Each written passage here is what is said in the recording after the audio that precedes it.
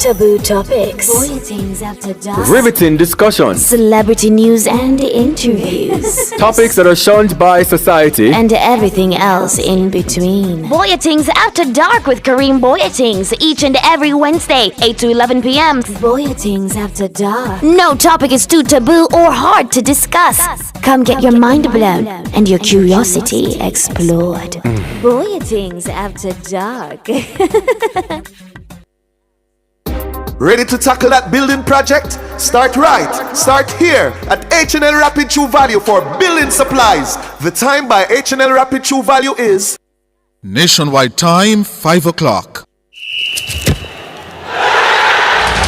Learn about smart betting strategies with AnyBet. Bet wisely, enjoy responsibly, and maximize your success. The temperature by AnyBet is... It is 29 degrees Celsius in Kingston and Montego Bay. News at 5 teasers are brought to you by Advanced Scales and Equipment. Service is our total commitment. From the Nationwide News Network, comprehensive, incisive, tough. This is Nationwide at 5. Good afternoon, I'm Robeanne Williams. And I'm Mahiri Stewart. In Nationwide News at this hour, Keisha Prince Kamika out as Director of Corruption Prosecution as major shakeup continues at Integrity Commission. Government to crack down on the misuse of blue license plates on vehicles in Jamaica. There's credible evidence that demonstration plates are being exploited by individuals to facilitate criminal activities.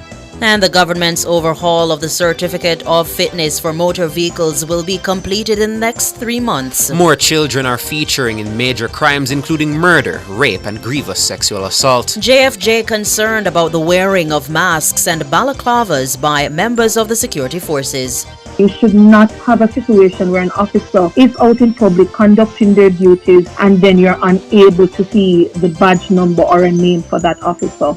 In news from the rest of the world, hundreds of rescue workers in the Dominican Republic are rushing to find survivors of roof collapse. Markets soar as Trump pauses higher tariffs on most countries. In headline sports, CCC rips through Jamaica Scorpions to take control of regional 4-day game in Trinidad. And later in our broadcast, in our cover story at 5:35, Transport Minister Darrell Vaz says the government will be seeking to introduce legislation to curb the illegal use of blue license plates. Minister Vaz will join us. In public opinion at 6:26, we ask, what's your reaction to the SSL Victim Compensation Fund only having $500,000?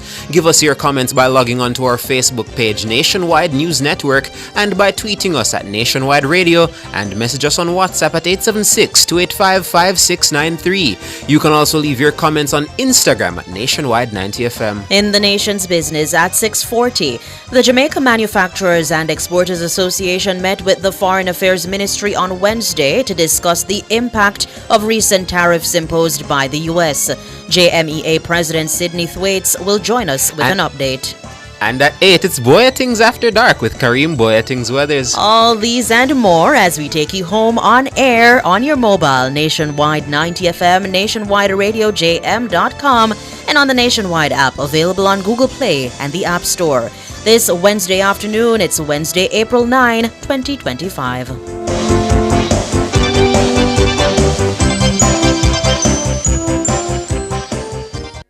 News at 5 teasers were brought to you by Advanced Scales and Equipment. Service is our total commitment. If it's news, it's got to be Nationwide 90 FM. Now to the details. The shake-up in the leadership ranks of the Integrity Commission appears set to continue with the confirmed departure of Director of Corruption Prosecution Keisha Prince Kamika. Prince Kamika's post has been publicly advertised by the Commission. Her 3-year contract with the anti-corruption body came to an end last month. It's understood it will not be renewed. Siobhan Campbell reports. Responding to queries from Nationwide News, newly appointed chairman of the Integrity Commission, retired Justice Carol Lawrence Beswick, confirmed that Prince Kamika's contract had come to an end.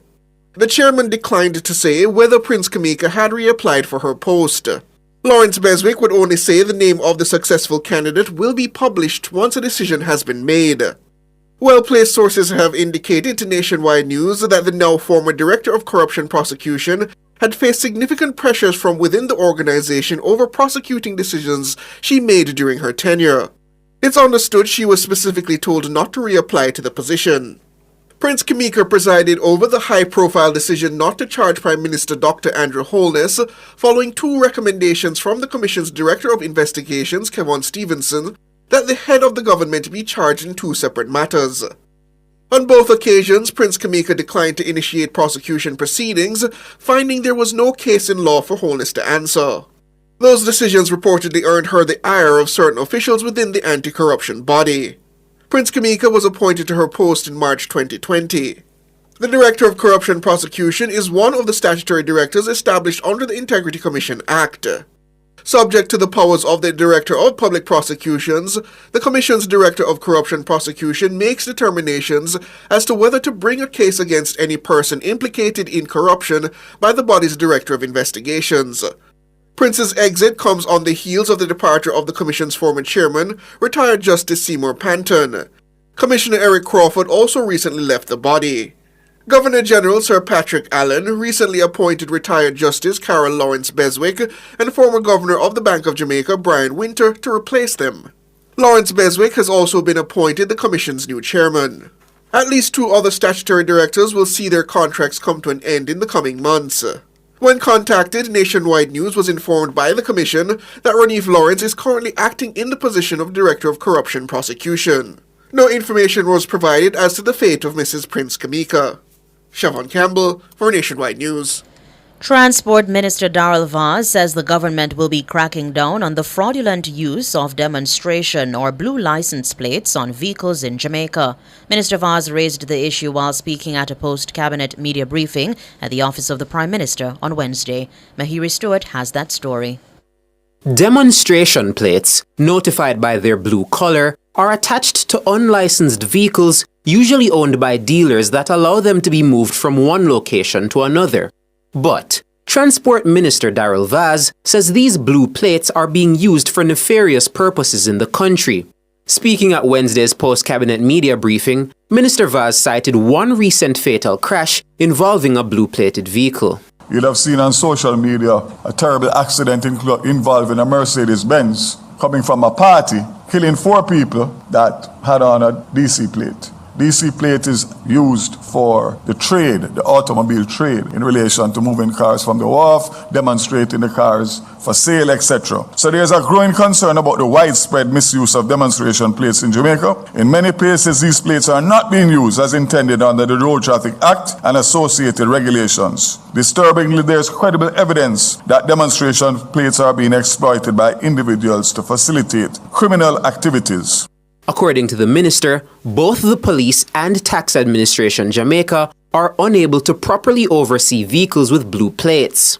He says legislative changes will be needed to address this growing problem. Compounding the issue, the police are currently unable to trace these plates through their smart check system. Currently, Tax Administration Jamaica does not have an accurate count of the demonstration plates currently in circulation. This gap in oversight has created opportunities for cloning and unauthorized use by criminal elements. As a result, the government is losing revenue, and the lack of control over this system poses a serious threat to public safety and national security. To address these challenges, legislative amendments will be required to overhaul the system and support a more secure, transparent, and accountable demonstration plate regime.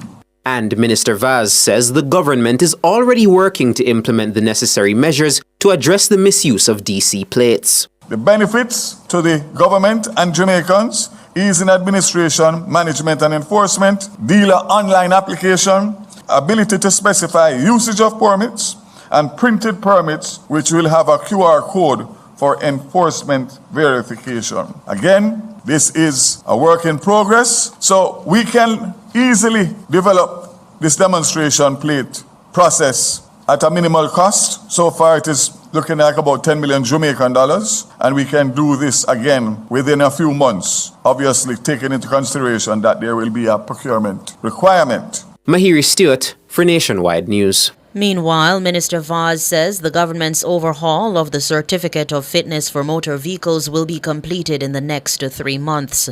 Prime Minister Andrew Holness announced the measure in his budget presentation in March. 2 weeks ago, a multi-agency team led by my ministry to determine the steps and actions to be taken to implement the policy change. In addition, provisions are to be made for motorists to license their vehicles for up to 2 years at a time. The team is working on a technology solution to integrate the fitness and registration systems, enabling the Jamaica Constabulary Force to access all necessary vehicle information via the license plate. This will require amendments to the road traffic regulations to give effect to these changes. The projected implementation time for this is within the next 2 to 3 months. Between June and July is what I have mandated my permanent secretary. Prime Minister Holness announced that the first certificate of fitness for new motor vehicles will be issued for 5 years instead of 1. The measures formed part of the government's streamlining processes for efficiency and economic development speed. Minister Vaz clarified that legislative changes to facilitate the transition are being finalized.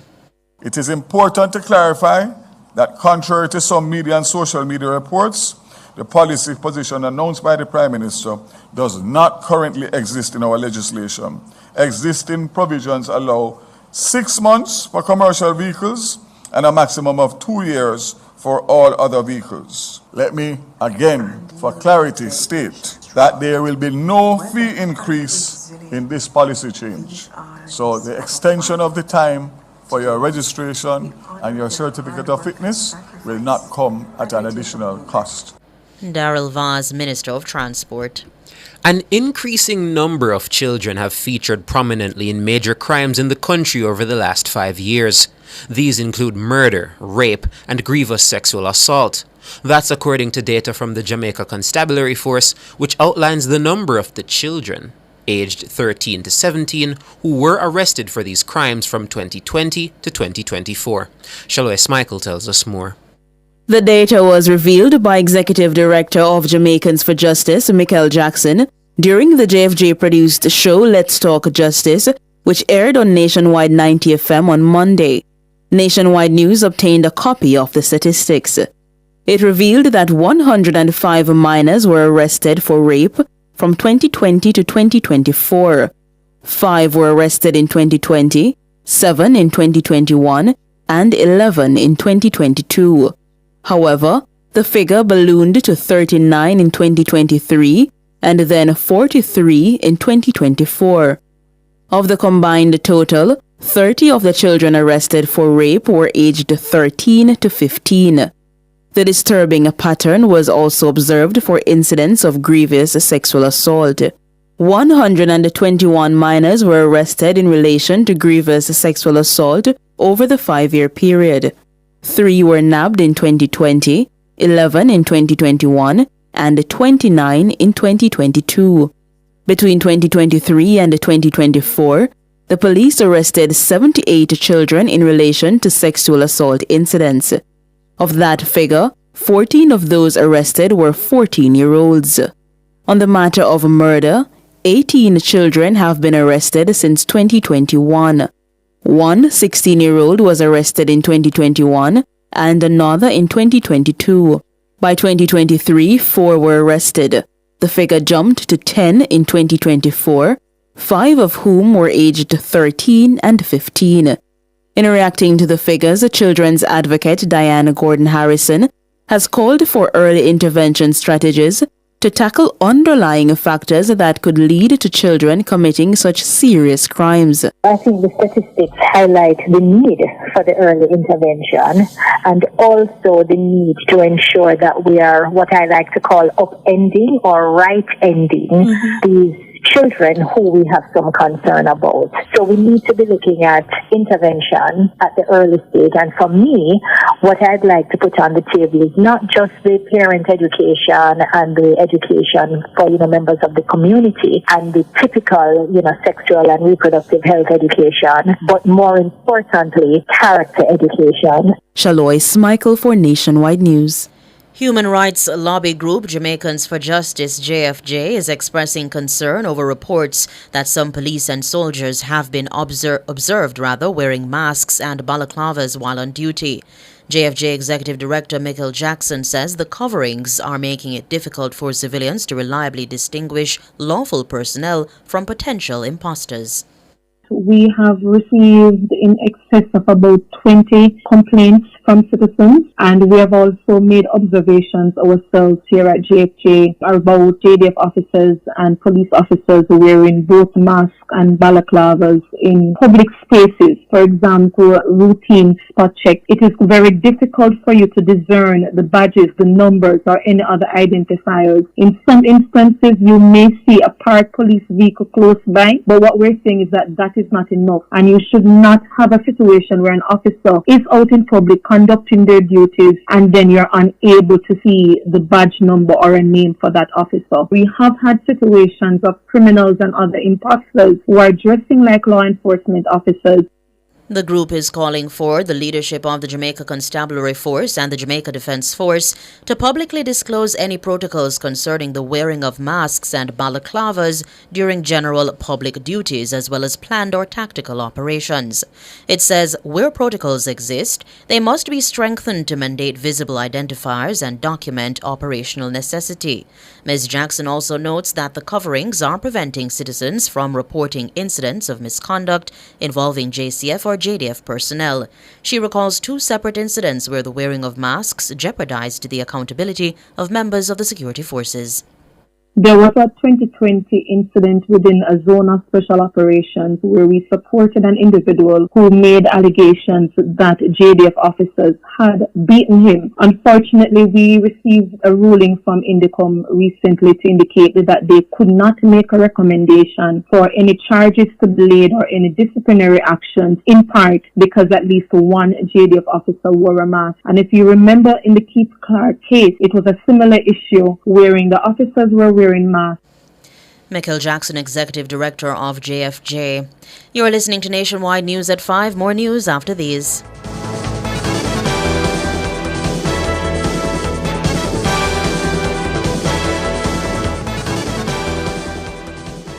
Celebrate 26 years with IQ Optical. Enjoy 26% off your prescription eyewear and sunglasses this month only. Book your appointment or take your prescription to IQ Optical in New Kingston, Manor Park, or Drexel. Conditions apply. The time by IQ Optical is 17 minutes after 5. Rentokil Initial offers air purification solutions with triple filtration and unique auto-sensing capabilities that neutralizes malodor and replaces it with clean air. Call Rentokil Initial at 926-4236 for more details. The temperature by Rentokil is... It's 29 degrees Celsius in Kingston and Montego Bay.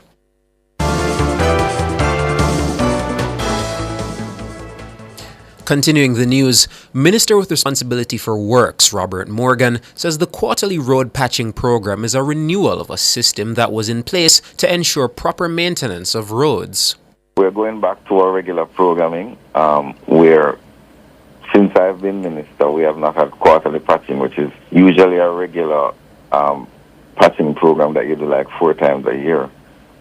So we decided, in consultation with our lead minister, the Prime Minister, that it would be a good idea to restart quarterly patching 4 times for the year to ensure that wherever there are issues, like for example Old Church Road, which was one of the areas that we wanted to target, and several other areas across the island, we would be able to do it.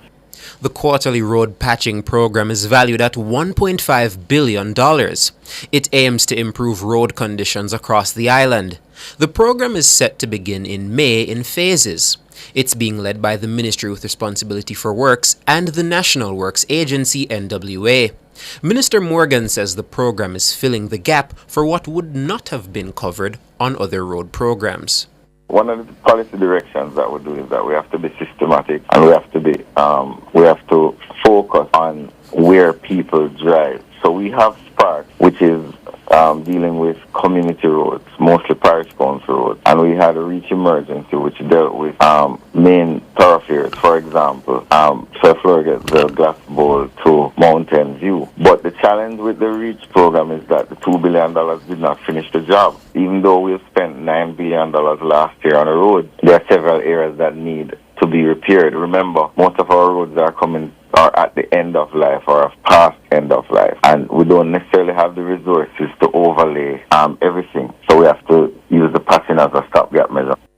Robert Morgan, Minister with Responsibility for Works. World in a Minute is brought to you by ABC Electrical Sales. We make things as easy as ABC. Hose assembly and supply, equipping Jamaica for success. And Charles O'Connor Consulting Network, COCN, driven by international accounting standards, modern technology and integrity. The World in a Minute. Hundreds of rescue workers in the Dominican Republic are racing against time to find survivors of a roof collapse at a nightclub. The incident took place on Tuesday in the capital, Santo Domingo. At least 124 people died and more than 150 were injured.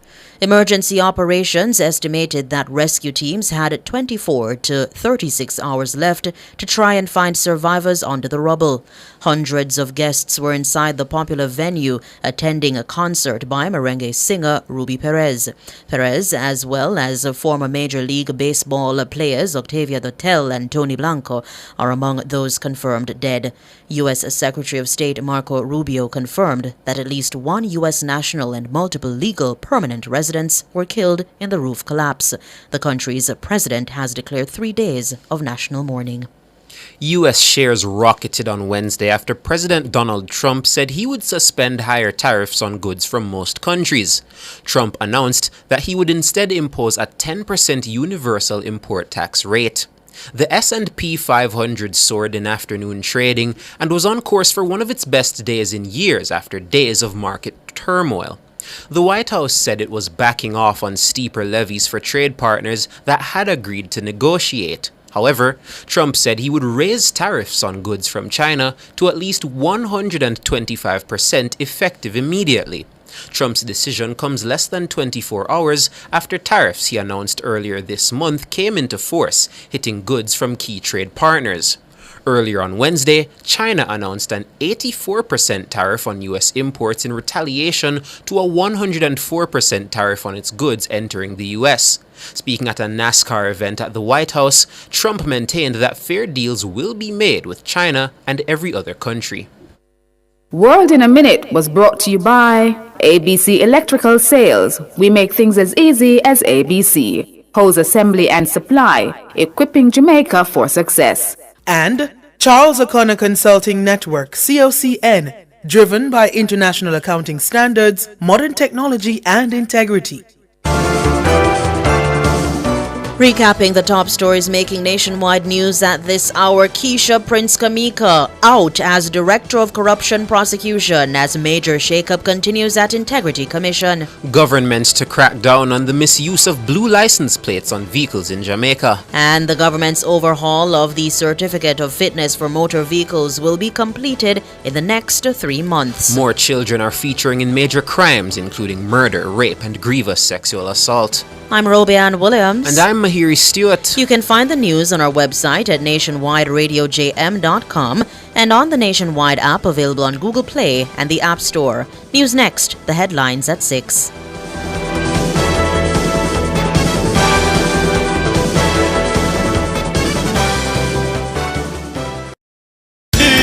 Outperform, outlast, with top performance, Jackhammer, reliable, full stop, not comma. We have the expertise for drilling and demolition. We have the power tools for plumbers and electrician. Fancy select tools, 3 parts and 3 repairs. 3 parts, 3 repairs. 2 to 3 years.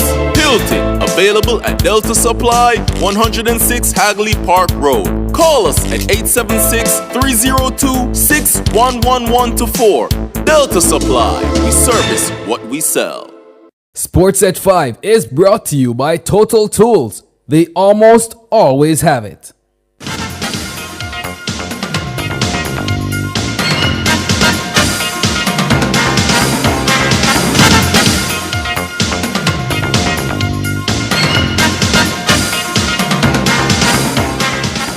Hello, good afternoon, and welcome to Sports here on Nationwide 90 FM.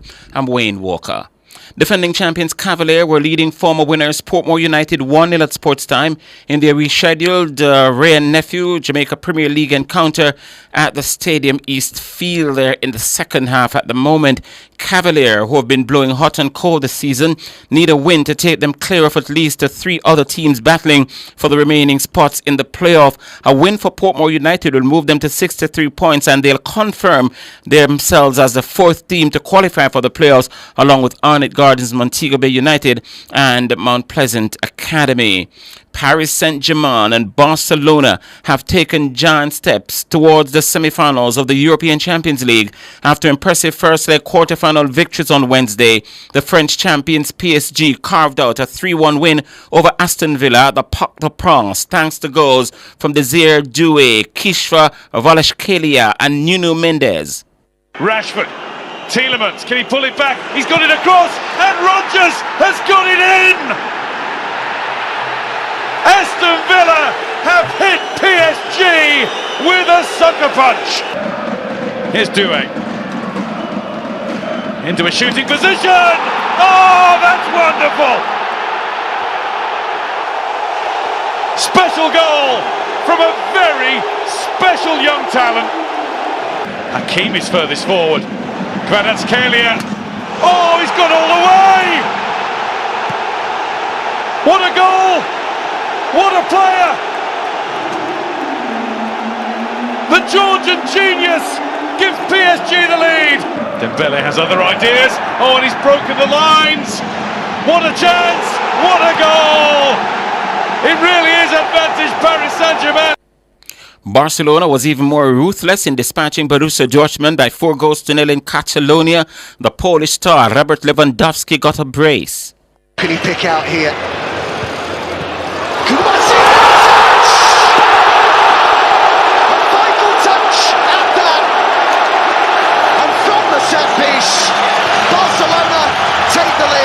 Koundé points where he wants it. Lamine Yamal with the ball in there. Rafinha! And Lewandowski!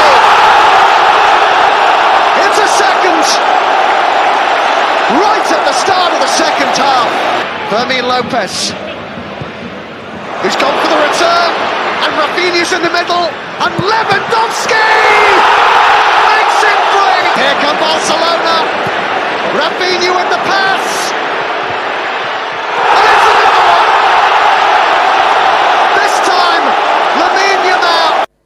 The second leg in both ties will be played next Tuesday, and that Premier League game we referenced, Cavalier Portmore. Cavalier leading by a 0-0, 65 minutes gone in the game, and Shaquille Stein was the goal scorer for Cavalier. Right-arm medium pacer Jaden Edmond dominated the opening day of the 7th round regional 4-day encounter between the Jamaica Scorpions and the combined campuses and colleges team at the Sir Frank Worrell Ground in Trinidad. Edmond claimed the first 5 Scorpion wickets as they were dismissed for 133 in 37 overs. He ended with 5 for 59 and was supported by Larry Edward 3 for 6. Kirk McKenzie 31 top scored for the Scorpions. Brad Barnes made 23. At close, the CCC were 174 for 4, an overall lead of 41 with Shakir Paris not out in 70, while his captain Johan Jeremiah made 69 against Barnes 2 for 38. At the Queen's Park Oval in Port of Spain, the Trinidad and Tobago Red Force, they closed on 214 for 7 against champions the Guyana Harpy Eagles. Jide Gooley is not out 57. Cephas Cooper weighed in with 50 against Kemah Paul 3 for 38 and Niall Smith 2 for 34. At Coolidge, the Windward Islands Volcanoes were bowled out for 106 by the West Indies Academy, who were 197 for 5 at close. In reply, Teddy Bishop unbeaten on 54. And at Warner Park, the Leeward Islands Hurricanes, they were 165 for 4 in the late game against the Barbados Pride. Casey Carty made 55. Jomel Warwick has so far taken 3 for 49.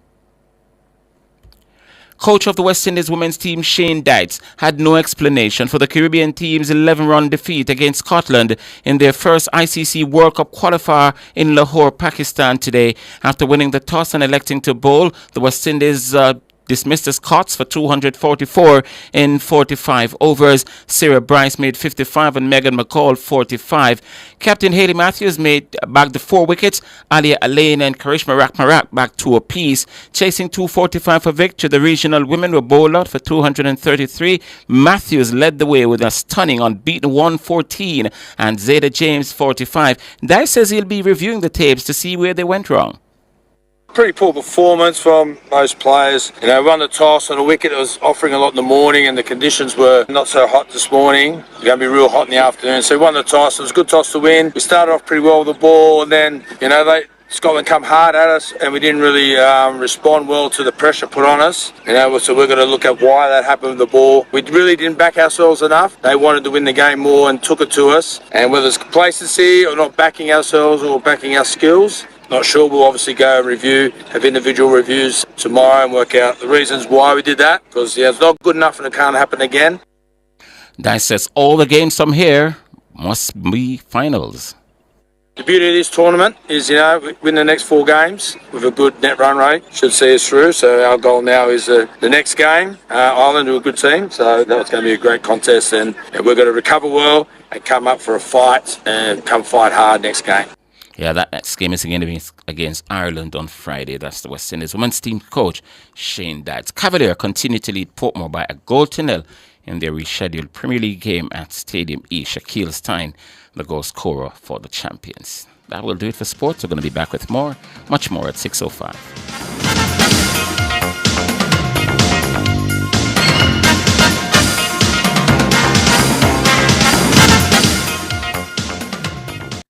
Sports at 5 was brought to you by Total Tools. They almost always have it. Since 2016, 253,000 more Jamaicans are working. That's 28,000 new jobs each year. We are building Jamaica. The time by the Office of the Prime Minister is 5:31. Great news, St. Thomas. The Jamaica Urban Transit Company is now in your parish, bringing safe, reliable, and affordable transportation right across your doorstep. We understand the challenges citizens face in the rural communities, and this is why the government is working hard to provide ease of transportation to all citizens across Jamaica. With easy-to-access routes, we can now travel comfortably to Kingston and beyond. No more long wait and travel time. We have more travel options. St. Thomas, your journey just got better. Ride with JUTC. Safe, reliable, and affordable transportation for all. Well, I'm very comfortable. A long time St. Thomas did a bus route like this. Easier and cheaper. The following is brought to you by the Office of the Prime Minister. More savings, more choices. Get active with Active Home Center. The one-stop shop for everything for your home. We have more savings, more choices, unbelievable prices. Wide selection with the latest style. The kitchen, bathroom, right down to the tile. Buy the hottest items on spot, don't miss out. Best options under one roof, no doubt. More savings, more choices. Visit us in store or online at www.activehomecenter.com. We have more savings, more choices. Enough power tool, big to small. Jackama figure dig the wall. Our Total Tools. Weed whacker figure trim the lawn. We have everything a job demand. Total Tools. We rent them, sell them and fix them. Also give Total Tools a call. When I say home improvement, landscape construction, a Total Tools are your option. Home improvement, landscape construction, Total Tools are your option. Total Tools located at 102 Main Street, Ocho Rios, 34 Slive Road, Kingston, and Lot C6 Jacksaw, St. Anne's Bay. Call us today. Taboo topics. Voyagings after dusk. Riveting discussions. Celebrity news and interviews. Topics that are shunned by society. And everything else in between. Boyatings After Dark with Kareem Boyatings each and every Wednesday, 8 to 11 p.m. Boyatings After Dark. No topic is too taboo or hard to discuss. Come get your mind blown and your curiosity explored. Boyatings After Dark. I'm Dennis Brooks. I'm Alan Campbell. I'm Floyd Green. And I'm Garth Williams. Catch us on the Jamaican Dads podcast right here on Nationwide 90 FM, Thursdays at 8 p.m. with a repeat on Sundays at 6 p.m. The Jamaican Dads podcast is all about providing men with a healthy, safe, and functional forum to tackle many of the taboo topics that concern our masculinity. Like everyone else out there, we're dads of varying amounts of experience who come from different backgrounds and often view the world differently. We're definitely not perfect, but we are all brethren and we're all committed to this piece of rock called Jamaica. Too often, there are no safe spaces for men to explore the issues which are important to us. Plus, most of the content out there about parenthood is produced by women, for women. So we think it is important that we be the change we want to see. Follow us on YouTube, Facebook, Instagram, and Twitter at Jamaican Dads with a Z. And definitely join us here on Nationwide 90 FM every Thursday at 8 p.m. with a repeat on Sundays at 6 p.m. for the Jamaican Dads podcast. It's a revolution in media.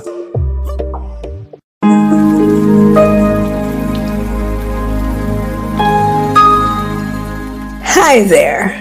Here's some good news for these trying times. Quote, "By God's word, I can see where I'm going. They throw a beam of light on my dark path." Unquote. Psalm 119, verse 105. Listen for God's Word weekdays at 5:45 a.m. and 12:55 p.m. through Oasis. Stop by for a refreshing drink and share a God perspective for the day. Oasis. Weekdays 5:45 a.m. and 12:55 p.m. right here on Nationwide, a revolution in media. The rebroadcast of the Oasis can be heard weekdays at 5:45 a.m.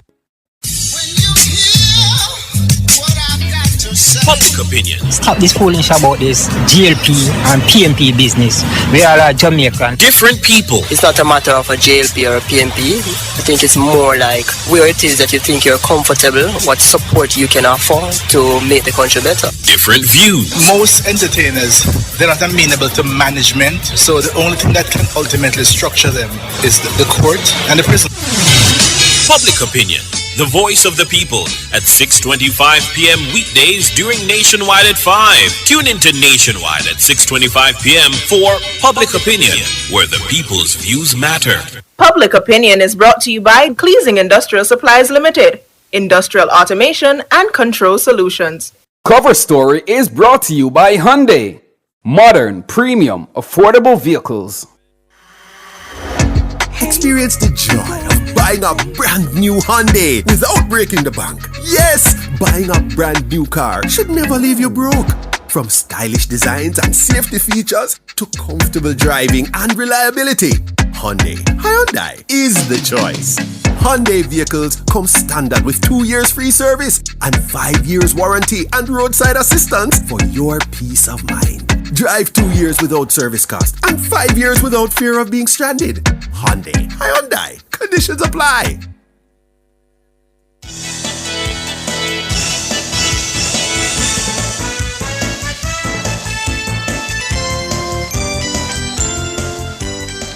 Good afternoon, listeners and viewers. Welcome to The Cover Story. I'm Siobhan Campbell. And my name is Sanjay Lewis. Good afternoon to all our listeners. Good afternoon, Siobhan. And for The Cover Story this afternoon, we're speaking with Transport Minister Darrell Vaz because he says the government will be cracking down on fraudulent use of demonstration or DC license plates on vehicles in Jamaica. Minister Vaz raised the issue while speaking at a post-cabinet media briefing at the Office of the Prime Minister on Monday. Demonstration plates notified by their blue color are attached to unlicensed vehicles, usually owned by dealers, that allow them to be moved from one location to the other. However, the Transport Minister says these blue plates are being used for nefarious purposes in the country. Minister Vaz cited one recent fatal crash involving a blue-plated vehicle. According to the minister, both the police and the Tax Administration Jamaica are unable to properly oversee vehicles with blue plates. He says legislative changes will be needed to address this growing problem.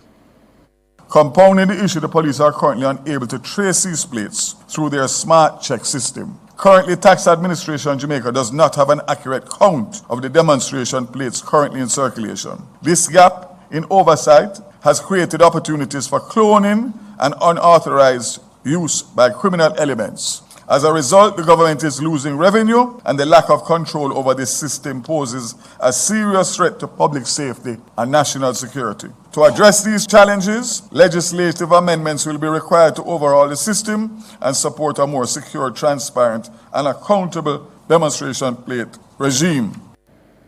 That's Darrell Vaz, Transport Minister. He says the government is already working to implement the necessary measures to address the misuse of DC plates. Minister Vaz joins us now to discuss further. Good afternoon, Minister. Afternoon to you. Afternoon to your listeners. How are you doing? Good, and I hope you're well too. I'm in Portland. A good place to be. Well, Minister, you mentioned that both the police and the TAJ face challenges monitoring vehicles with DC plates. I heard it this morning, but give us some more details. Why these vehicles are difficult to track and what systematic gap exists now? So I think it just based on what I spoke on this morning.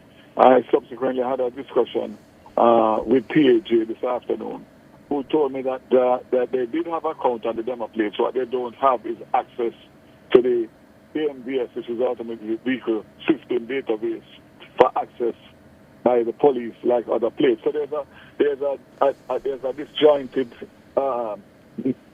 situation in government, within government and the government agencies. But aside and apart from that, there is this system with demonstration plates have been forever and ever. Meaning, I was in the car business, as you know, back from 1993, and they were there before. So it is much overdue, long overdue, to look at this and to do an overhaul. In the meantime, there has been, major issues with the use of the plates and what they were originally intended to do and what has transpired since then in terms of the use of the plates. And that's not only for let me not say illegal activities, but for non-motor vehicle activities, meaning dealerships, car dealerships, automobile dealerships, and that kind. So the time is right, and basically, based on the Prime Minister's announcement in terms of the new policy guidelines that are going to come for sicknesses and registration, I decided, because this has been going on from 2021. I became Transport Minister in 23. So I just included it because there was already a report done, and it just needed to be dusted off and to be finalized. So I've included it, and as I said before, I have that report. I've spoken to it. I have to have one or two more meetings just to finalize exactly what the legislative agenda will be on the timelines.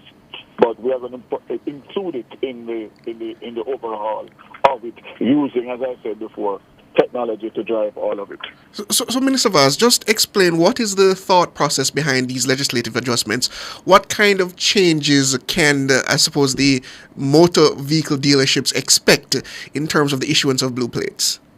So the first thing is that we are going to come up with a new methodology and system of allocation of these plates. And the first thing that we'd have to do, obviously, is a transition by phasing out these plates, the existing blue demonstration plates, and therefore then putting in whatever the new system is and the mechanism, which will be, as I said, driven by technology. Secondly, the legislation to be looked at in terms of what these plates will be allowed, or what the vehicles that use these plates will be allowed. Originally, it was for moving the vehicles from the wharf or the inbound to the actual dealership, for test driving of customers for limited periods, and that was really the intent originally.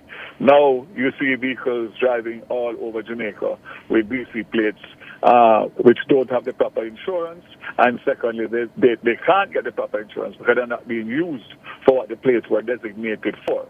So there's been let's call it an abuse of the demonstration plates. The Automobile Dealers Association have been crying out for many, many years about it. And most importantly, and most dangerous for me, is that these plates have been duplicated.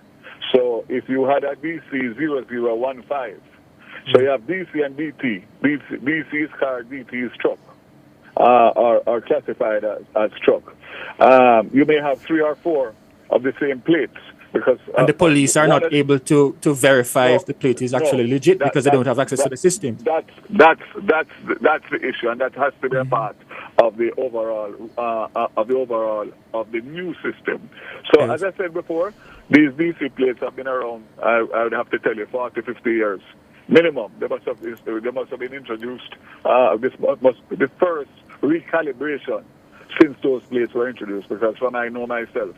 And that's quite a long time in the car business. These are the plates that have been used.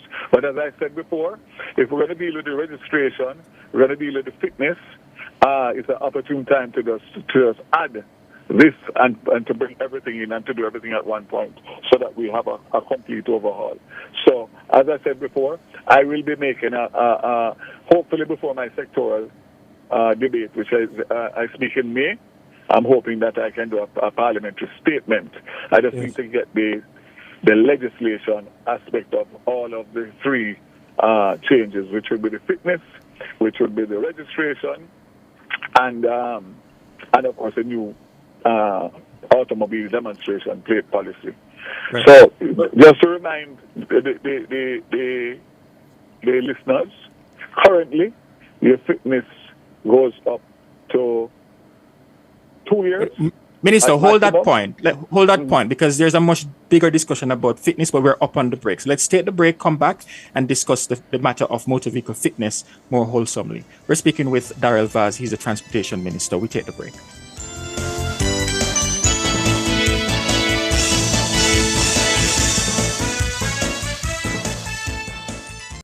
Clear your barrels and personal shipments with ease and convenience. Request a customs contactless clearance today through CCP at jca.gov.jm. The time by the Jamaica Customs Agency is... It's 15 minutes to 6. Burn Shack fried chicken always ready. Burn Shack original crispy. Burn Shack Cajun spicy. Burn Shack a barbecue. Burn Shack we are go a Burn Shack. The temperature brought to you by Bird Shack Fried Chicken in Kingston, Montego Bay and Ocho Rios is... It's 29 degrees Celsius here in the capital city, Kingston, and 28 out west in Montego Bay. Experience the joy of buying a brand new Hyundai without breaking the bank. Yes, buying a brand new car should never leave you broke.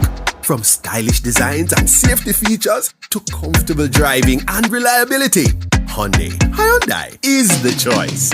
Hyundai vehicles come standard with 2 years free service and 5 years warranty and roadside assistance for your peace of mind. Drive 2 years without service cost and 5 years without fear of being stranded.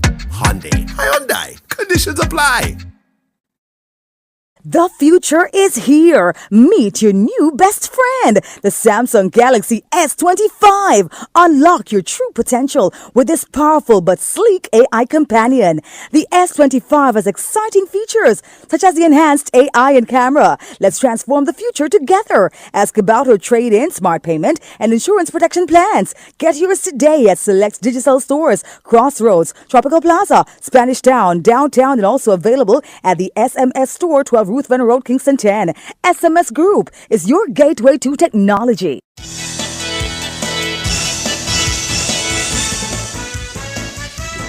Thanks for staying with us here on Nationwide at 5. We're speaking with the Transportation Minister, Darrell Vaz, discussing some changes to come with motor vehicle fitness and DC plates. And just before the break, Minister, you touched on the matter of motor vehicle fitness. What's your overall assessment of the current system for roadworthiness certification? And then you can go into the point that you were making about when the renewal should be done, etc.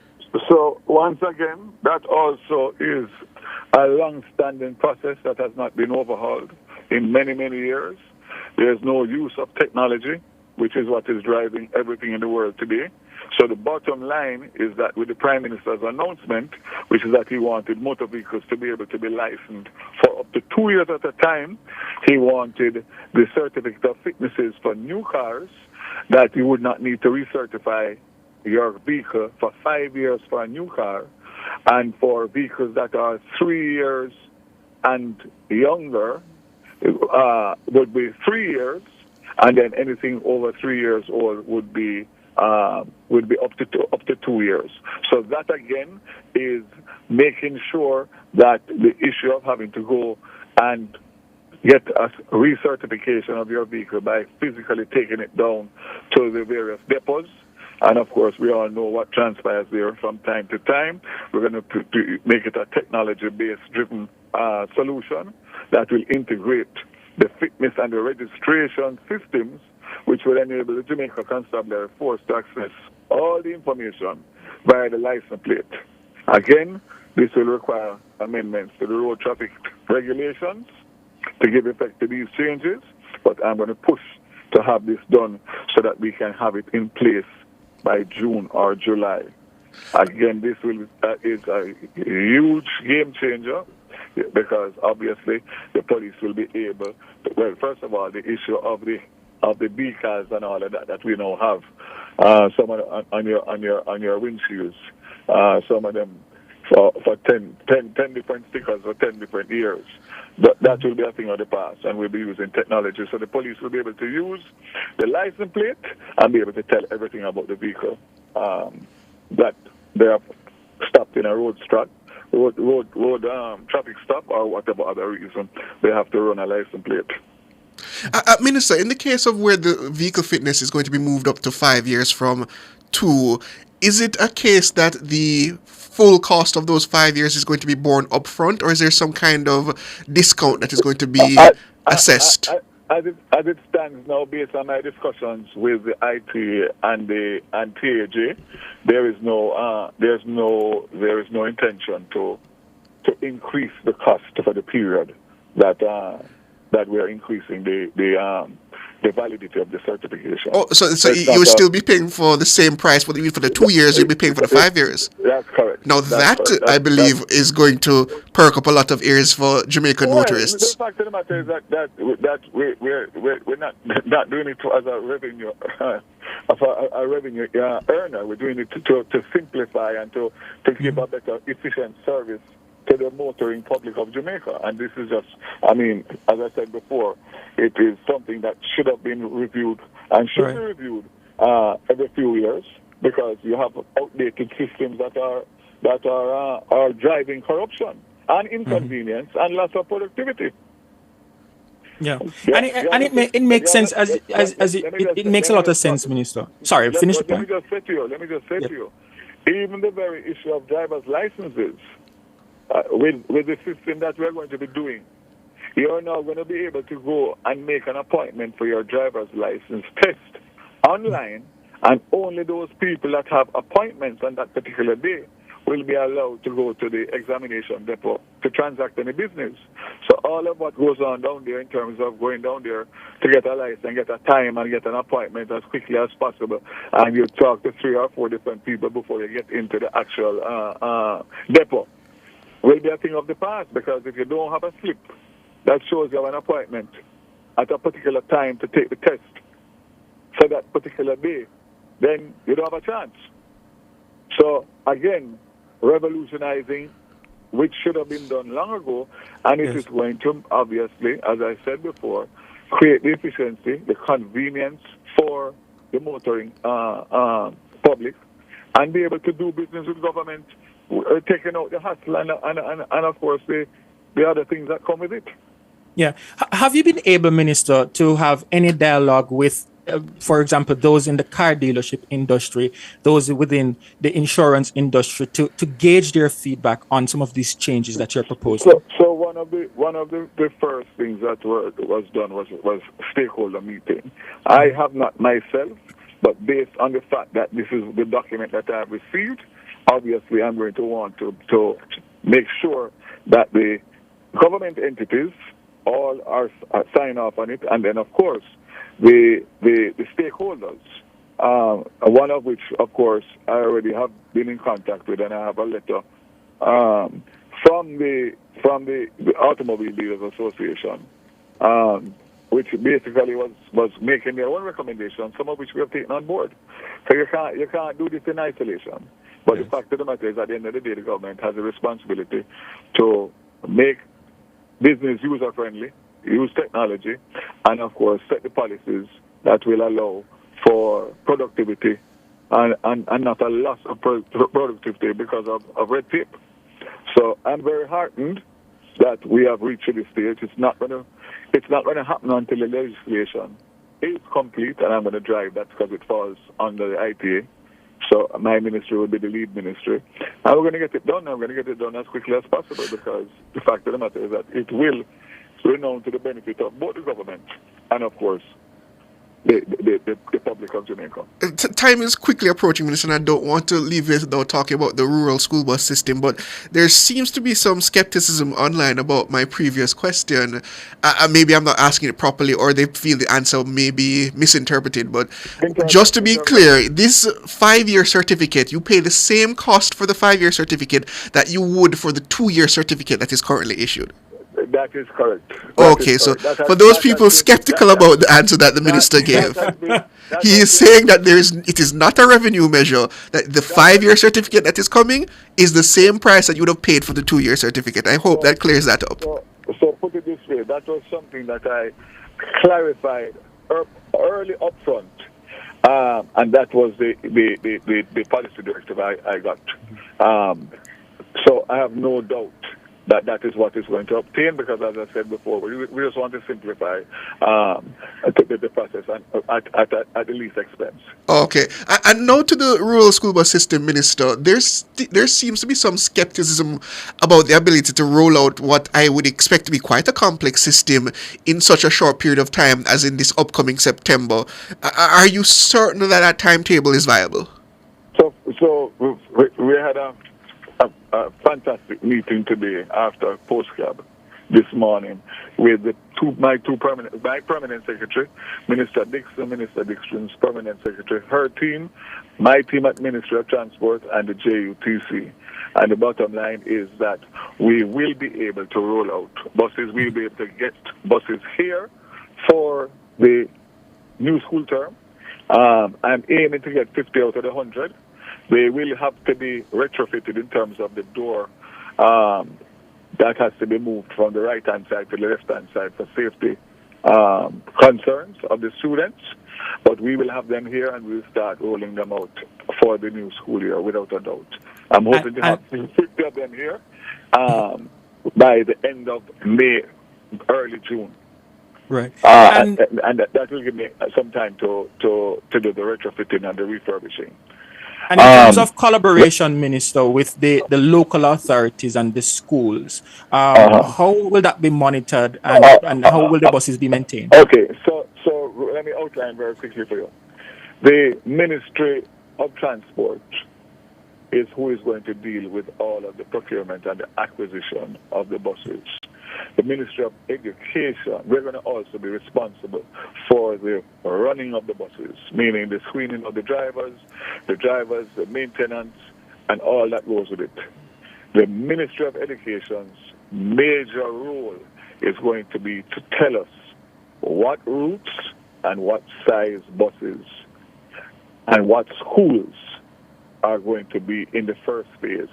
As I said before, we're going to use the major corridors first, obviously, because that's where a lot of the bigger schools are, and not in the interiors. And we will use that as the phase one. But the fact is that JUTC is going to use all of what we have in terms of running the JUTC bus company through Kingston, St. Andrew, Portmore, and Spanish Town. And we have 3 depots. And of course, we have Montego Bay Metro. So we're going to form a division, a rural school bus division of the JUTC, use all of our resources that we have and support the Ministry of Education in terms of taking their lead in relation to where and when they want the buses. The buses will run in the morning and in the evening, strictly and specifically for the movement of school children. It will be that when you're on that bus, it will be an extension of the school policies, disciplinary and other policies of the school that will be monitored by the Ministry of Education. And I want to point out the most important point, that we are not competing against the public transportation system. Right now, when you go in rural Jamaica for a bus, for public transport, you pay, the students pay $100, when adults pay $200 and $250. So the children are at a distinct disadvantage, and they are not carried on the vehicles because they prefer to get the full fares. Yes. So if I can take some of the pressure off of them to move the school children so that they can carry more adults rather than packing the vehicle with all capacity adults and putting 3 or 4 children in the trunk of the Pro Box, yes, like goods and cattle. All I'm doing is what we are morally responsible to do, and is to provide a safe and efficient transportation system for rural kids. We do it in Kingston and St. Andrew using JUTC and Portmore and Spanish Town, and we're going to extend the same thing to rural Jamaica.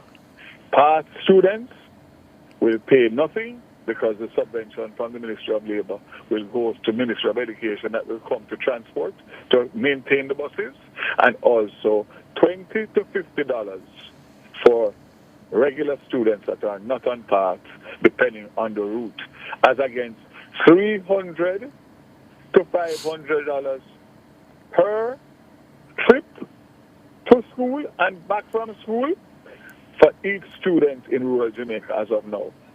So this is not a competition that government is going against the public transportation system. They will still have their niche because we will never be able to provide full transportation for all students. It's about 400,000 students was the last number I got in rural Jamaica. So it will take us some time, but we have a responsibility, and I intend to start. It has been spoken about for decades, and it is going to start, and it is going to make a very big difference to the people who have to use transportation in rural Jamaica for their children to get to school and get back from school. Minister, we're out of time, but I just quickly want to ask, maybe you've answered this question already, is this a nationwide rollout in the instant first case, or are you targeting specific parishes at first? I am targeting whatever the Ministry of Education tells me, but my concept that I have put to them is that all of the other parishes that do not benefit from the NCR, which is the Kingston, St. Andrew, Portmore, and Spanish Town, must be allocated buses. If I get 50 buses out between now and September, and another 50 by January morning, you would be talking about 6 rural school buses holding between 62 and 75 children. That would be in each parish. Obviously, different parishes are different sizes, different demographics, schools, etc. But what I can tell you is that in itself would be a noticeable improvement in the efficiency, safety, and security of our children. And we have to start somewhere. The Prime Minister has already approved 100 buses, and that is just a start. We have bought for JUTC with the 100 buses that are arriving in June of this year. We would have spent $40 million US dollars on 200 brand new buses for JUTC. So if I spend $10 million US dollars on refurbished school buses that are specified for school, I can get a big bang for my buck. And there has to be fairness and equity in the transport system. And the time for the children are now. we have to leave it there, Minister. Thank you as always. Daryl Vaz is the Transportation Minister. We're up on the break. It's the 6 o'clock headlines. It comes your way next, and then we come back at 6:40.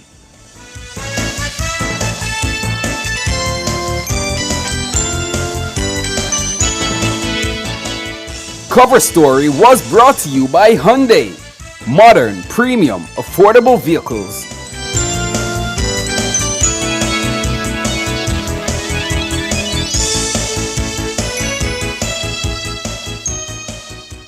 The time brought to you by Guardian Life. Live secure, live easy is 3 minutes after 6.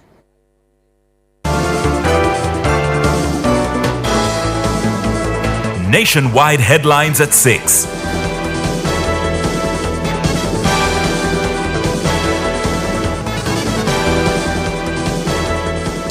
Good evening with the headlines at 6. I'm Shalois Michael.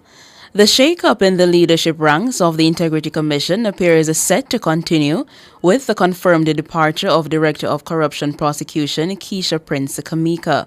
Prince Kamika's post has been publicly advertised by the Commission. Her 3-year contract with the anti-corruption body came to an end last month. Well-placed sources have indicated to Nationwide News that the now former Director of Corruption Prosecution had faced significant pressure from within the organization over prosecuting decisions she made during her tenure. It's understood she was specifically told not to reapply to the position. Transport Minister Daryl Vaz says the government will be cracking down on the fraudulent use of demonstration or blue license plates on vehicles in Jamaica.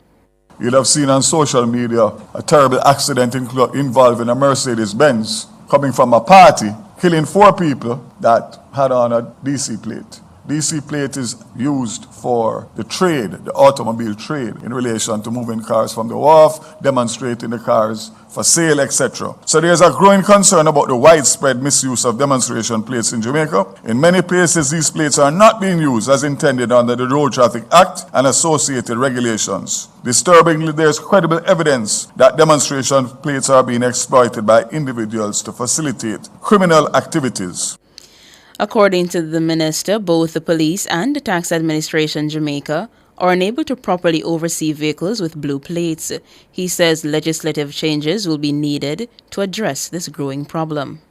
Compounding the issue, the police are currently unable to trace these plates through their smart check system. Currently, Tax Administration Jamaica does not have an accurate count of the demonstration plates currently in circulation. This gap in oversight has created opportunities for cloning and unauthorized use by criminal elements. As a result, the government is losing revenue, and the lack of control over this system poses a serious threat to public safety and national security. To address these challenges, legislative amendments will be required to overhaul the system and support a more secure, transparent, and accountable demonstration plate regime.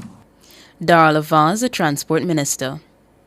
Human rights lobby group Jamaicans for Justice, JFJ, is expressing concern over reports that some police and soldiers have been observed wearing masks and balaclavas while on duty. JFJ Executive Director Michael Jackson says the coverings are making it difficult for civilians to reliably distinguish lawful personnel from potential imposters. The benefits to the government and Jamaicans is in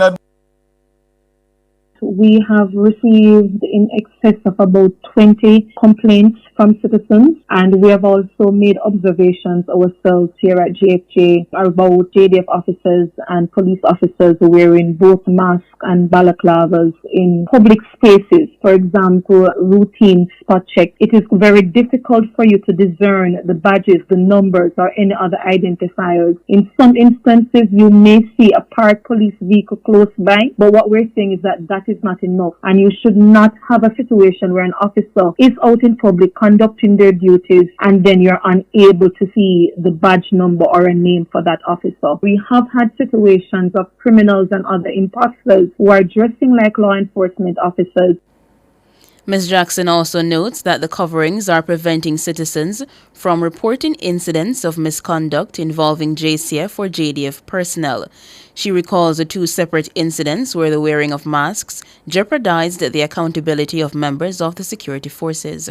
There was a 2020 incident within a zone of special operations where we supported an individual who made allegations that JDF officers had beaten him. Unfortunately, we received a ruling from Indicom recently to indicate that they could not make a recommendation for any charges to be laid or any disciplinary actions, in part because at least one JDF officer wore a mask. And if you remember in the Keith Clark case, it was a similar issue wherein the officers were wearing masks.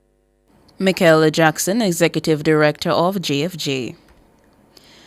Minister with responsibility for works, Robert Morgan, says the quarterly road patching program is a renewal of a system that was already in place. The $1.5 billion program will target critical corridors.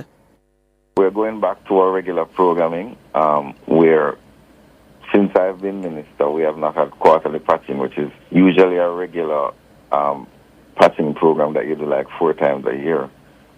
So we decided in consultation with our lead minister, the Prime Minister, that it would be a good idea to restart quarterly patching 4 times for the year to ensure that wherever there are issues, like for example Old Church Road, which was one of the areas that we wanted to target, and several other areas across the island, we would be able to do it. The program is set to begin in May. Minister Morgan says the program is filling the gap for what would not have been covered on other road programs.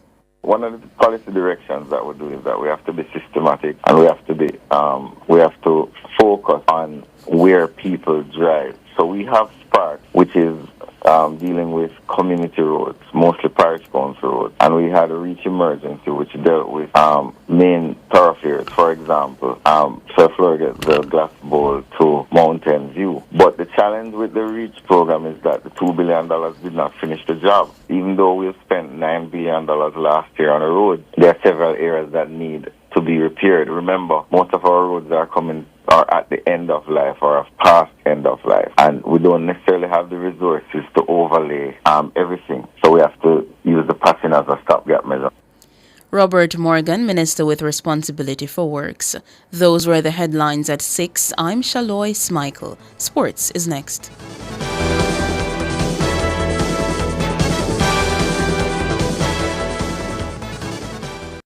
Are you ready for something mega? Spend $6,500 or more before GCT, drop your entry in the box, and you could win a 2025 Hyundai Tucson. It's the Mega Wheels Tour promotion, April 5th to September 28th. Second prize, a $50,000 shopping spree every month for a year. Third prize, a $30,000 shopping spree every month for a year. Brought to you by Hyundai, Redstone, Heineken, True Milk, Grace, Walker's Wood, Downing, CPJ Daiquiri, and Carryburst. Choose Concentrate. Only at Megamart. Locations island-wide. Megamart. Best value by far. Authorized under Section 58.3 of the Betting, Gaming, and Lotteries Act. Want to reduce your high electricity bills? Then Peak Energy has the solution for you. From grid-tied to hybrid solar inverters with full lithium-ion battery pack. Installation and maintenance packages available. Visit us at Shop 1, 3 Mosquito Valley Road, Red Hill, St. Andrew. Call 876-279-8820 or 944-0668. Or email us at peakenergysolutionsja@gmail.com. Peak Energy for everything solar. Jamaica! Get your tickets now for Arise 2025, the music celebration, and join the gathering with the Hoppers, Gospel Proclaimers, Rhoda Isabella, Carrie Sales, and others at the National Arena, Easter Sunday, April 20 at 5 p.m. Group of 15, 6,000 per person. General 6,500 and VIP 9,500. Available at Source of Light Music Mart, SpurOpen.com/Arise 2025. Bring the family as we celebrate with the Hoppers. One awesome evening.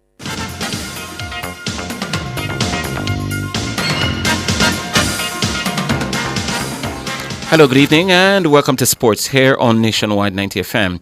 I'm Wayne Walker. Defending champions Cavalier beat former winners Portmore United 1-0 a short time ago at the Stadium East Field in their rescheduled Ray and Nephew Jamaica Premier League encounter at Stadium East. The victory means that Cavalier remain 5th, but they're just 4 points off 4th place Portmore United. Portmore United would have confirmed their spot in the playoff had they taken all 3 points. The league continues tomorrow. It will feature Racing against Mount Pleasant Academy as the leaders against a team that's also chasing a playoff spot. Paris Saint-Germain and Barcelona have taken giant steps towards the semi-finals of the European Champions League after impressive first-leg quarter-final victories on Wednesday. The French champions carved out a 3-1 win over Aston Villa at the Parc des Princes thanks to goals from Desiree Doué, Kvaratskhelia Kvaratskhelia and Nuno Mendes. Rashford, Tielemans, can he pull it back? He's got it across and Rodgers has got it in! Aston Villa have hit PSG with a sucker punch. Here's Doué. Into a shooting position. Oh, that's wonderful. Special goal from a very special young talent. Hakim is furthest forward. Kvaratskhelia. Oh, he's got all the way. What a goal. What a player! The Georgian genius gives PSG the lead. Dembele has other ideas. Oh, and he's broken the lines. What a chance! What a goal! It really is advantage Paris Saint-Germain. Barcelona was even more ruthless in dispatching Borussia Dortmund by 4-0 in Catalonia. Double come from the Polish star Robert Lewandowski. Can he pick out here?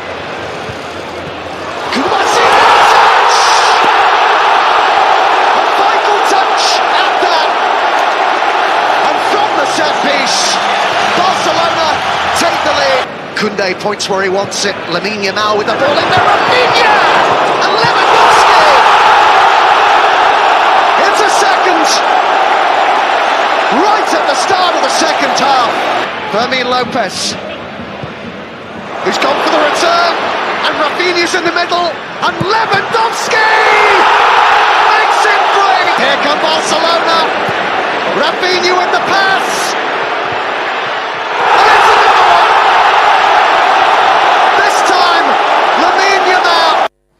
Right-arm medium pacer Jaden Edmond dominated the opening day of the 7th round regional 4-day encounter between the Jamaica Scorpions and the combined campuses and colleges team at the Sir Frank Royal Ground in Trinidad.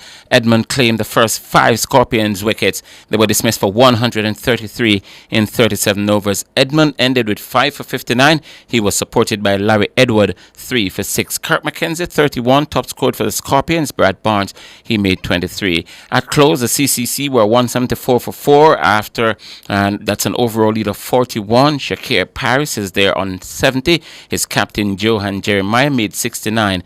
Brad Barnes back 2 for 38. At the Queen's Park Oval in Port of Spain, the Trinidad and Tobago Red Force, they closed on 214 for 7, and this against champions the Guyana Harpy Eagles.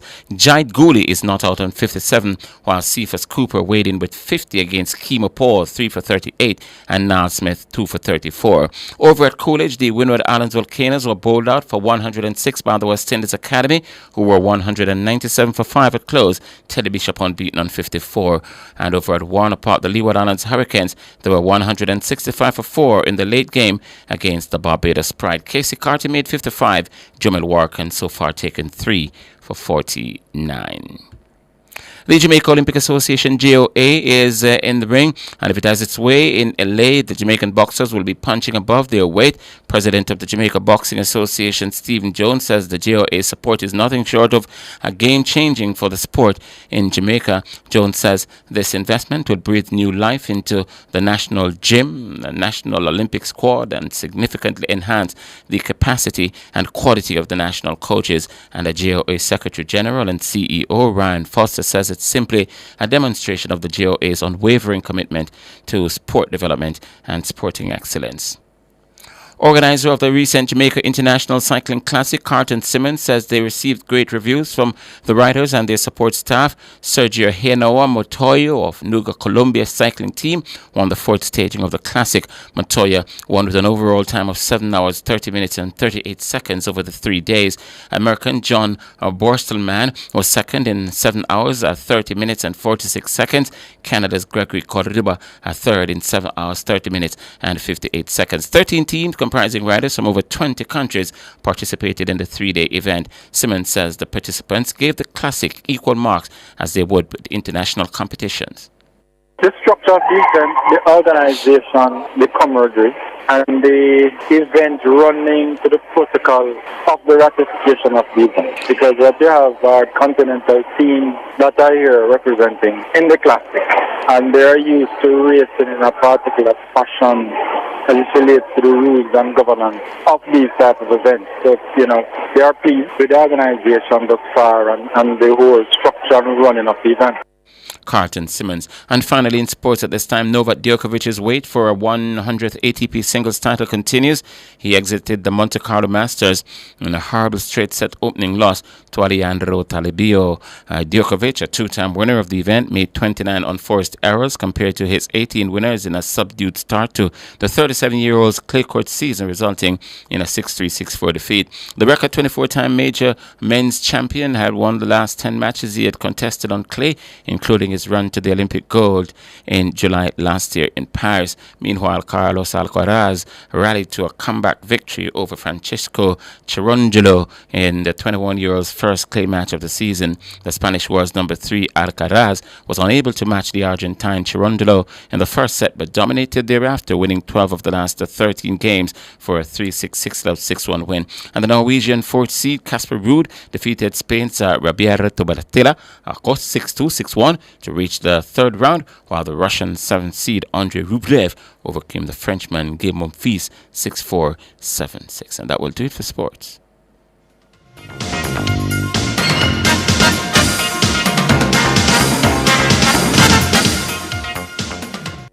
For all your scales and food processing equipment, call Advanced Scales and Equipment Limited at 876-968-9612-5. The time by Advanced Scales and Equipment Limited is 6:19.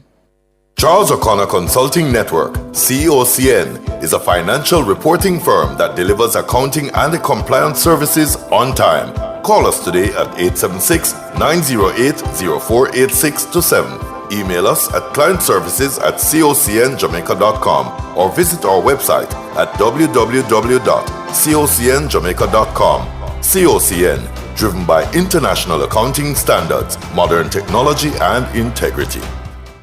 Don't fall victim to deepfakes. Watch out. Protect yourself. What is the For more TV? information, visit broadcastingcommission.org or Here ya, scan baby. the QR code on screen. Deepfake.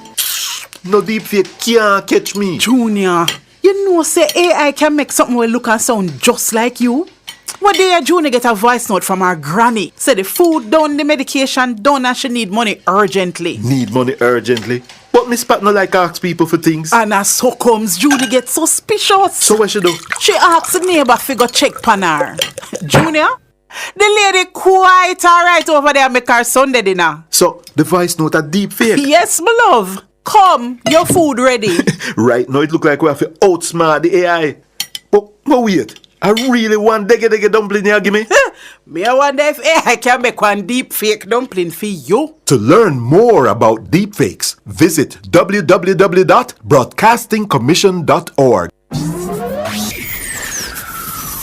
Taboo topics, bulletins after dusk, Riveting discussions, celebrity news and interviews, topics that are shunned by society, and everything else in between. Boyatings After Dark with Kareem Boyatings each and every Wednesday, 8 to 11 p.m. Boyatings After Dark. No topic is too taboo or hard to discuss.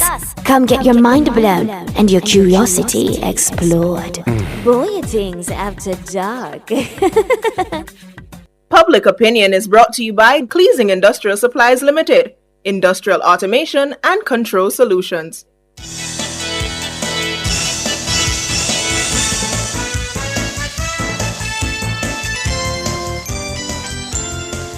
Good evening, and welcome to Public Opinion. I'm Robianne Williams. It's midweek. A special good evening to our friends over there on our YouTube platform.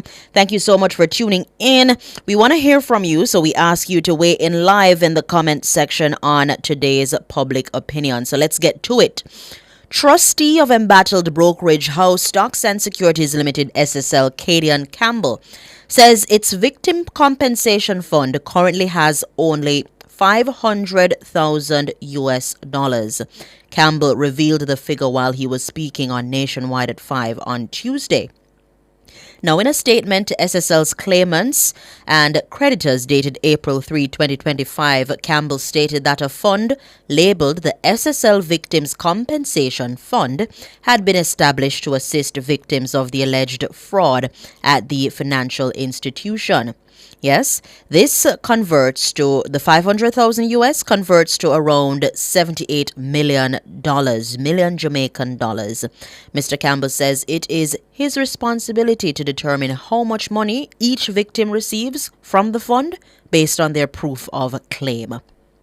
Well, at this point in time, 500,000 United States dollars has been earmarked. So victims of the alleged fraud would be required to submit their proofs of claim. We have received some POCs already, and others are being encouraged to submit their claim, in particular before the 30th of April deadline, so that we can, complete that processing exercise. The claim will be paid on a prorated basis based on the amount that is actually admitted. The persons will submit their claim. We will go through a vetting process and assess the claims. We will look at the available information and evidence, and ultimately, as trustee, I have to determine what amount will be admitted as being ranked for distribution. All right, that is Cadian Campbell, trustee of embattled brokerage house Stocks and Securities Limited SSL. So we want to know this new development that we're hearing now coming out of SSL. What's your reaction to the victim compensation fund only having 500,000 US dollars? Yes? 500,000 US dollars. Your reaction to only 500,000 US dollars in the victim impact fund for SSL. I'll start with the comments on our Instagram platform, where one Empress, she's showing a monopoly money. Yeah. Robert Gregory Lewis saying that it should be more. Let me see. Yardman. He says that the figure is laughable. Yeah. And one Leprodon saying just a PR. Where did that money come from? That's the question I'm asking, because this wasn't mentioned in the budget. I don't think it will be mentioned in the budget, because SSL has nothing to do, this has nothing to do with the government. And, yeah. MP Wani is saying, stop, it's impossible.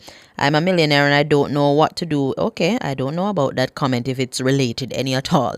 On our Facebook platform, Hazel Medley is saying, don't have the compassion when them... Oh, wow, he's talking about some allegations here that I cannot mention. Mark Ranger saying that it's better than FinSac. For Philip Jackson, he's saying the journey of 1,000 miles begins with the first step. It could be less or none at all. Let's see where this road leads. As my mother often say, some a cry water while some a cry blood. Sean Ribber saying chicken feed that. One a day, 28 bank account that. Vivian Hanchard saying robbery with aggravation. Wow. Shins for Life Law, that's like eating a patty from a bag and the crust leaves in the bag. Whoa. Wow. Carlington Bartley saying, my concern is for those like Bolt whose money didn't make it to SSL coffers. Byron is saying, pay your taxes and they will have more. I don't know how that drop in, Byron, but yes. Edney Powell is saying, it's a start. When Mutual Life and Crown Eagle went down, I didn't get back $1. And Yard Yarrow is asking, what can they do more? Nothing. If you're just joining us, we're inside the court of public opinion. Your reaction to the SSL Victim Compensation Fund only having 500,000 US dollars. I believe there are 40 people to be compensated, or over 40, including sprint legend Usain Bolt. and only 500,000 US dollars. And as I said before, that converts to roughly 78 million Jamaican dollars. So based on the decision of who gets what, and based on the fact that they have to have a proof of claim, Mr. Campbell saying that he has the responsibility as trustee to determine how much money each victim receives. Let me go on over to the comments on our YouTube platform. Everald is saying, what a thing to read about 28 account. While I am quick, no. I don't understand you, Everald, but I won't go there with you. Don't understand you, but I won't go there.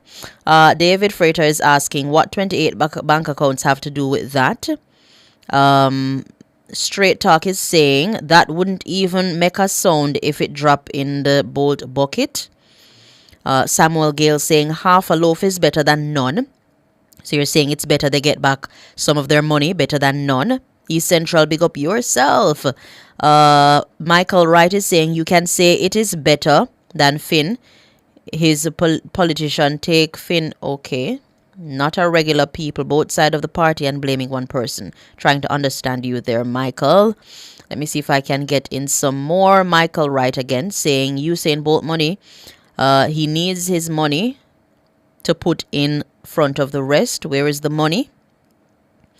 I think that's what everybody is questioning, how the 500,000 US is going to stretch. How the 500,000 US dollars, that may very well be the question. And it would be interesting to hear from some of these victims, to know based on what is happening, their reaction based on this development. It would be interesting to know. Patrick Samuel says it's a drop in the bucket, but one is better than zero. All right, let me see if I can get in a few more. Who am I says, probably take FinSac payout over SSL payout. Reasonable Thinker says, me we invest my money under me mattress. So you say you can't lose it there, so. Pro Gamer Dude is saying better than FinSac. And Samuel Gale is saying half a loaf is better than none. I read that one. Errol Murray believes that it's not enough. It is indeed not enough. Spontaneous Travel saying nothing came out of Cash Plus, total loss. Who done it is saying SSL boss was in. Okay. So it's like he moved the money faster than Bolt's 9.49 seconds. Carlene Smith believes it's Carlene Smith believes it is humiliating. The fact that the fund only has at this point 500,000 US dollars when there are so many victims to be reimbursed or to get back, She believes that it is humiliating. Tony also saying that it is chicken feed. 500,000 US dollars is chicken feed compared to what was lost or what was taken from the victims. Wilbert Davis says it better than nothing. Annette John saying, unbelievable how these people bought into this 28 bank account. Stupid bad. All right. Jacqueline Thomas, I see you. Greetings to you. Sharon Bless is saying that it is better than nothing. McHule, not enough. Where the accountability at? He's asking where is the accountability, and it's not enough. Ravage is saying, I'm shocked they covered operating expenses and didn't consider that money for victims. Aishan Khan saying, bouncing, roll off cheese down Proven Hill. Wow. Maureen Mackenzie is saying that the 500,000 US, it's a start. The Woolmers boys also agreeing that it is better than nothing. And Marva is questioning, did the FinSac give back anything? For Bali is saying that nobody knows how much money the investors lost. So how y'all know the money isn't enough? Because because in our previous newscast, and I think it was multi-million of something of that sort, we've been saying this for a while now, that it is in the millions, and for 500,000 US. Well, I did say it converts to 78 million, so it's for them to know if it can stretch to the over 40 people that were fleeced of their investment. Yeah, we wait to see what will happen, and as my granny would have said, it'll come, it now go. Thank you guys so much for participating in Public Opinion. The Business Report is up next.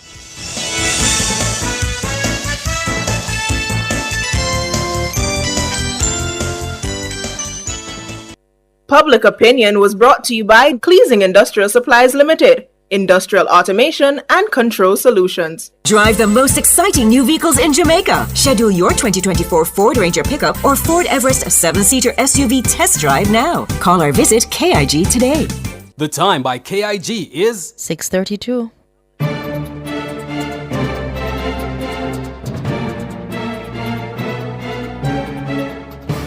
Hello, good evening, and welcome to Nationwide's Business Report. I'm Robianne Williams. Tech magnate and CEO of the Amber Group, Dushyant Savadia, is attempting to shake up the ride-hailing service in Jamaica through its new Amber On Time app. Mr. Savadia says the app comes with the safety and security of passengers as its core feature by offering a real-time armed response support provided by Hawkeye Security during life-threatening emergencies. We're very proud to launch the Amber On Time app now, which is live on the Apple Store and Android stores both. Both the apps give phenomenal amount of immediate services to the customers. But most importantly, what we've done very differently than the rest of the industry is we have now attached panic button armed response to all our customers. So for example, if you're traveling in one of our vehicles and you feel threatened by the driver or external, you can hit the panic button and the panic button will immediately connect to Hawkeye Security and they would dispatch armed response for your protection straight away. So this has never happened in the Caribbean ever, have an armed response service for panic button for customers. The Amber CEO also says all Amber vehicles are fully tracked with real-time GPS, allowing passengers to share trip details with friends or family. All drivers also undergo comprehensive background checks and professional vetting. Mr. Savadia also emphasized the local nature of the app, meaning all revenue go to the benefit of the country. He says Amber On Time also comes with added benefits for drivers, including a flat weekly fee rather than the percentage-based system used by competing services. Amber On Time Have Plus, it's a localized application. It is designed for Jamaica and absolutely keeping the security and safety of our citizens as a priority, and also continuously making it more affordable. And also for the drivers as well. Remember, all the drivers with other providers have to pay an exorbitant percentage fee for every single ride, versus what we did, we minimized it down to a fixed monthly fee, which is very affordable. So the driver gets to keep most of the earnings. That also means that we are not shipping out all the income of the business outside of the country, but it stays in Jamaica and serves the Jamaican people. And that's the whole philosophy behind why we created Amber On Time. Dushyant Savadia, CEO of the Amber Group. Amber On Time is offering a $250 discount on the first ride booked through the app during March and April. Now to the U.S., President Donald Trump has announced a 90-day pause for countries hit by higher tariffs, but a trade war with China escalated. In a dramatic change of policy just hours after levies against roughly 60 of America's trading partners kicked in, Trump said he was authorizing a universal lowered reciprocal tariff of 10% as negotiations continue. At the same time, he increased the tariffs on goods from China to 125%, accusing Beijing of a lack of respect after it had retaliated by saying it would impose tariffs of 84% on U.S. imports.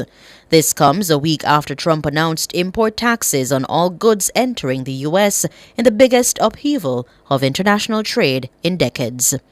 And finally, in the currency markets at the close of trading today, it cost 158 Jamaican dollars and 78 cents to buy $1 US, 204 Jamaican dollars and 55 cents to buy $1 British pound, and 111 Jamaican dollars and 56 cents to buy the Canadian dollar.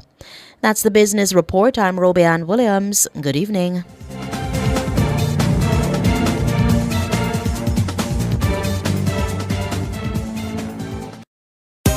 Cleasing Industrial Supplies Limited are authorized distributors of international brands ABB, Omron, STC, Festo, and Thomas & Betts. They supply programmable logic controllers, photoelectric and proximity sensors, contactors and soft starters, power supplies, variable frequency drives, and much more. Visit them at 24 Dunrobin Avenue, Kingston, or shop 32 Overton Plaza, 46 Union Street, Montego Bay, or visit their website cleasling.net. Cleasing Industrial Supplies for all your industrial automation and control solutions. The future is here. Meet your new best friend, the Samsung Galaxy S25. Unlock your true potential with this powerful but sleek AI companion. The S25 has exciting features such as the enhanced AI and camera. Let's transform the future together. Ask about her trade-in, smart payment, and insurance protection plans. Get yours today at select digital stores, Crossroads, Tropical Plaza, Spanish Town, downtown, and also available at the SMS store, 12 Ruth Venner Road, Kingston 10. SMS Group is your gateway to technology.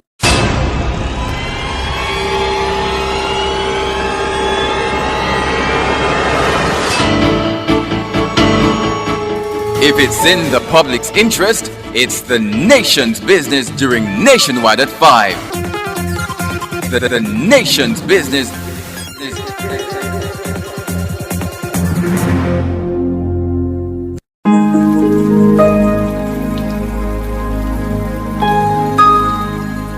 Hi there. Here's some good news for these trying times. Quote, "By God's word, I can see where I'm going. They throw a beam of light on my dark path." Unquote. Psalm 119, verse 105. Listen for God's Word weekdays at 5:45 a.m. and 12:55 p.m. through Oasis. Stop by for a refreshing drink and share a God perspective for the day. Oasis, weekdays 5:45 a.m. and 12:55 p.m. right here on Nationwide, a revolution in media. The rebroadcast of the Oasis can be heard weekdays at 5:45 a.m. As we grow older, there are many challenges that we have to confront, but these years can represent the best in our lives. Coming of Age during Nationwide This Morning on Thursdays explores issues persons 50 and over confront. It also provides expert opinions on how we can improve the quality of our lives as we get older. That's Coming of Age, this and every Thursday during Nationwide This Morning at 6:51 a.m.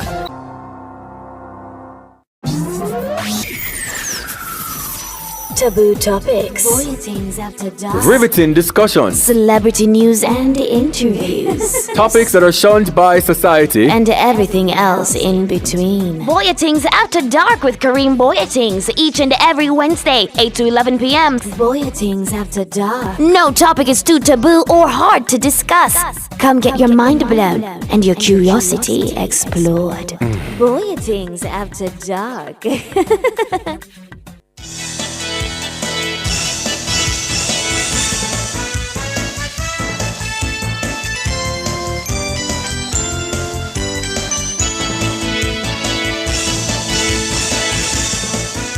It's 41 here on Nationwide at 5. It's time for the nation's business. My name is Sanjay Lewis. And I'm Siobhan Campbell. And Siobhan, Go ahead. Okay. And we're turning back to the Trump tariffs, listeners. The Jamaica Manufacturers and Exporters Association, JMEA, met with the Ministry of Foreign Affairs and Foreign Trade earlier on Wednesday to discuss the impact of recent tariffs imposed by the United States. The U.S. 10% baseline tariff took effect on Saturday. The measure was announced by U.S. President Donald Trump 3 days prior on April 2. The JMEA hosted its 49th staging of the Expo Jamaica Trade Show at the National Indoor Sports Center in St. Andrew on the weekend, with more than 300 local buyers participating. Executive Director of the JMEA, Kamisha Blake, spoke with our new center on Monday. And she says it's critical for local manufacturers to seek new markets to import their goods. Here in Jamaica, we see the U.S. as one of our main markets. And so, as it relates to the tariff, we have to just seek other opportunities, which, as we noted before, is that we would have gotten buyers from 25 different countries. So what does that mean to us? We're seeking new markets. So it's very critical for us in this time to start seeking new markets. As it comes down to how quickly can we get those contracts and how quickly can we ensure that we have the logistics, the shipping to get those goods. That's Kamisha Blake. She's the Executive Director of the Jamaica Manufacturers and Exporters Association. It should be noted that President Donald Trump dramatically reversed course, dropping his country-specific tariffs down to the universal 10% rate for all trade partners except China. China's tariff rate will move up to 125% effective immediately. We are now joined by the association's president, that is JMEA Association's president, Sidney Thwaites. Good evening. Evening, and thanks for having me. So Mr. Thwaites, I'm happy to hear from you. Have you received any additional clarity after your meeting with the Foreign Affairs Ministry regarding the Trump tariffs?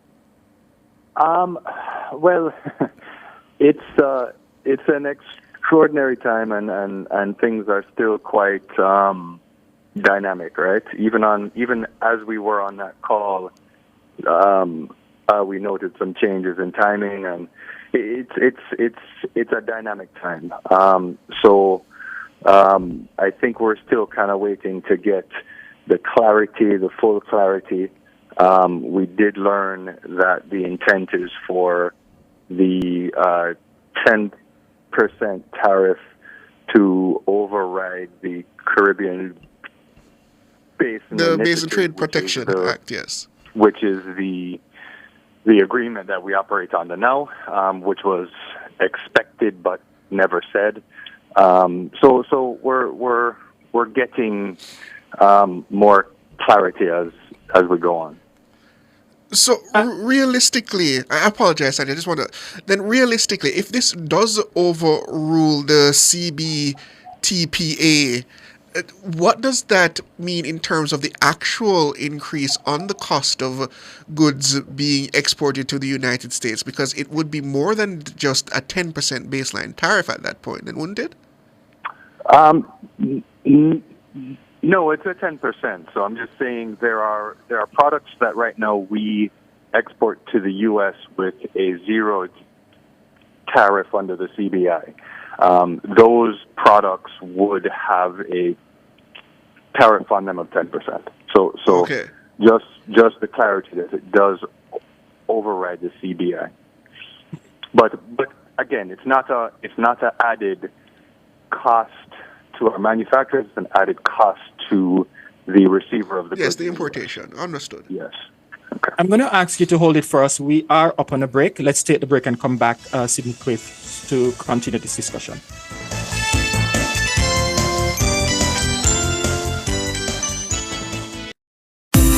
This time signal is sponsored by Janet Global Accreditation, an agency of the Ministry of Industry, Investment and Commerce. The time is now. It's 6:45.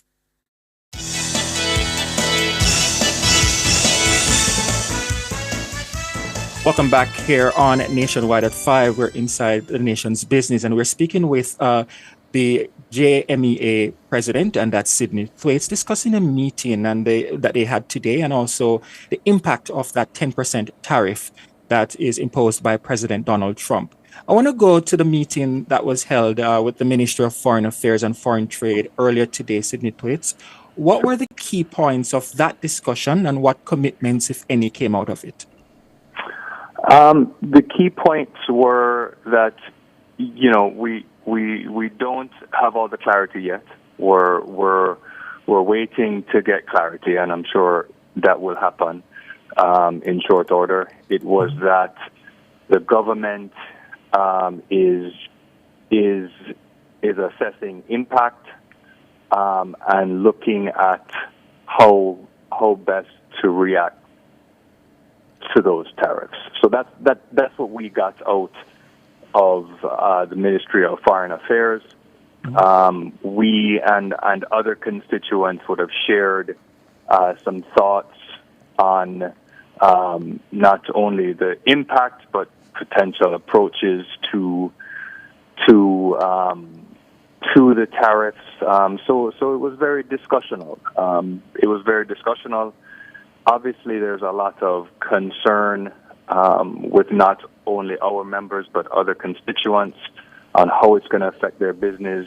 There were a couple of examples of what even some had seen happen already in the marketplace. So it was overall a good discussion, but I don't think any of us expected to come out of that meeting with all the answers and the solutions. I hear you on that, and I want to pick up on some of your members. They have expressed, as you indicated, some of the effects already. Talk to us about that. I wouldn't say it's a lot yet, but we did have one member who said that a distributor they have in the U.S. asked them to reduce the prices to offset the tariff. So that's an example of what could happen. We don't have a lot of that type of input yet, but that was one example that was shared. I mean, it's early days yet, Sydney Thwaites, but do you see going forward the ability for your manufacturers and exporters to navigate this issue without seeing a baseline impact in terms of your ability to forward sell these goods to the United States? I do. I think it's important to note a couple of things. One, we're not at a disadvantage to other countries, and I think that's important. And there are some countries that we are advantaged over that maybe we weren't before. So while we expect, and I expect it's going to be specific to the subsectors and the products, there are going to be some challenges. But typically, in this type of a situation, there are some opportunities as well.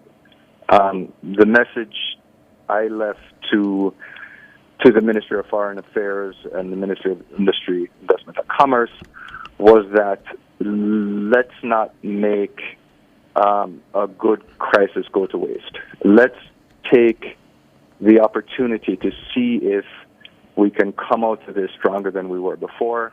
Let's put our businesses in a position to be nimble and potentially take advantage of some of the opportunities that come out.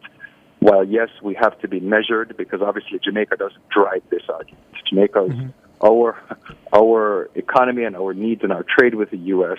is significant to us, but it's not significant to the U.S. So we're not going to drive the conversation. So jumping up and down and saying things in the media that may be inflammatory, I 100% agree that that's not how we should approach this. Yes. We should be strategic and measured, and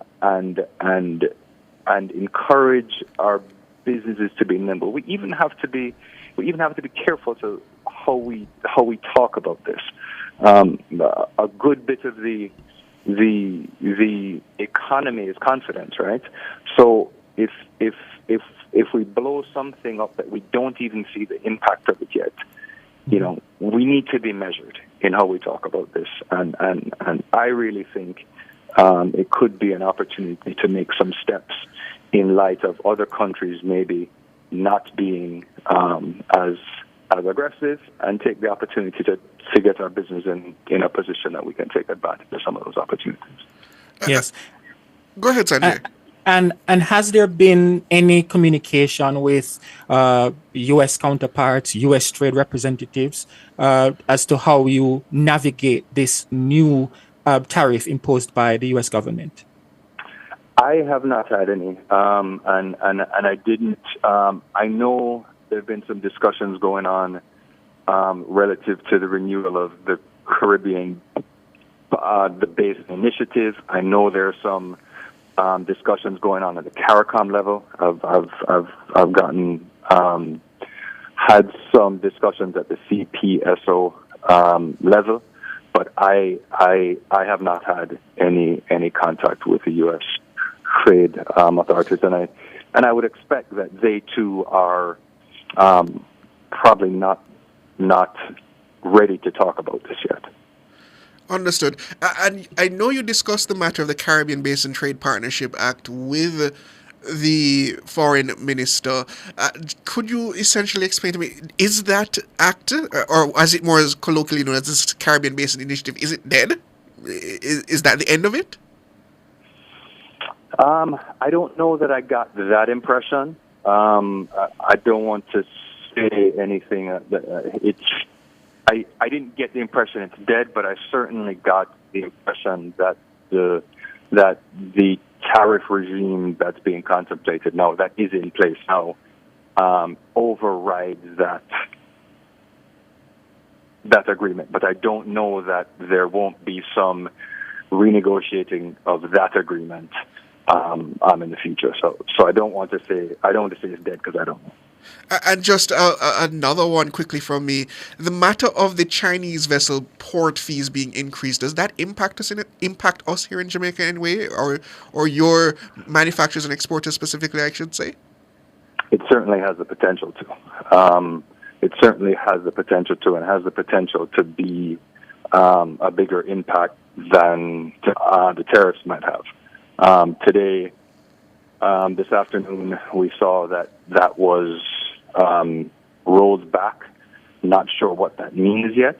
So again, that's one that's gotten a lot of attention, both at the CARICOM level and locally with the Shipping Association and the shippers in Jamaica. That has the potential to be a very big deal. And again, we heard today that there was some sort of rollback in that. We're not sure on what that means here. And Sidney Thwaites, this is a more general question. I mean, all these announcements, rollbacks, adjustments, businesses thrive on certainty and assurances. This must be a very, very trying time for the business community to navigate. It is.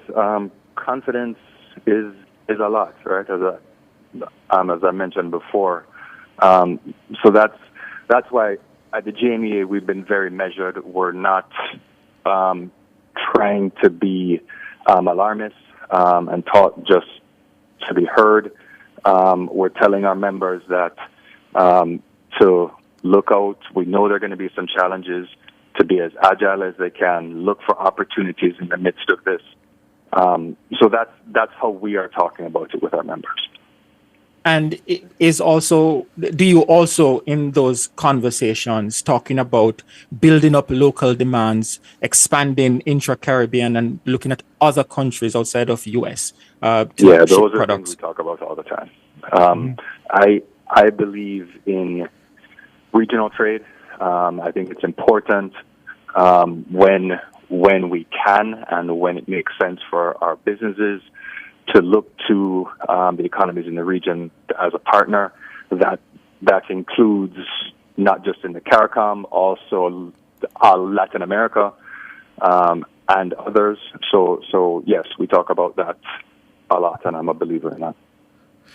And I think the strategy currently going on at the White House is an attempt to, as they put it, isolate China in terms of the global trade and concerns around there. Do you see the trade relationship between let's just stick specifically to the Caribbean and China being impacted by these U.S. tariffs and the situation and posturing coming from the White House? Again, I don't think we're going to drive those discussions at all. how it affects our relationship with China. You know, if you look at this thing optimistically, you know, you say to yourself, could this cause Chinese companies to have operations here to nearshore close, or to outsource to our Jamaican companies to nearshore to supply their customers? I mean, you can envision an instance where this would be beneficial. Is this the spark that kicks off our SEZ at a level that we haven't seen yet? And I'm not trying to go too far out there and far afield, but you know, these are some of the things that we can look at as potential opportunities in the landscape that initially could look like a scare. And before we go, Sydney, you just wrapped up the 49th staging of the Expo Jamaica. How did the event go, and what was the response like from local and regional buyers? The response has been fantastic.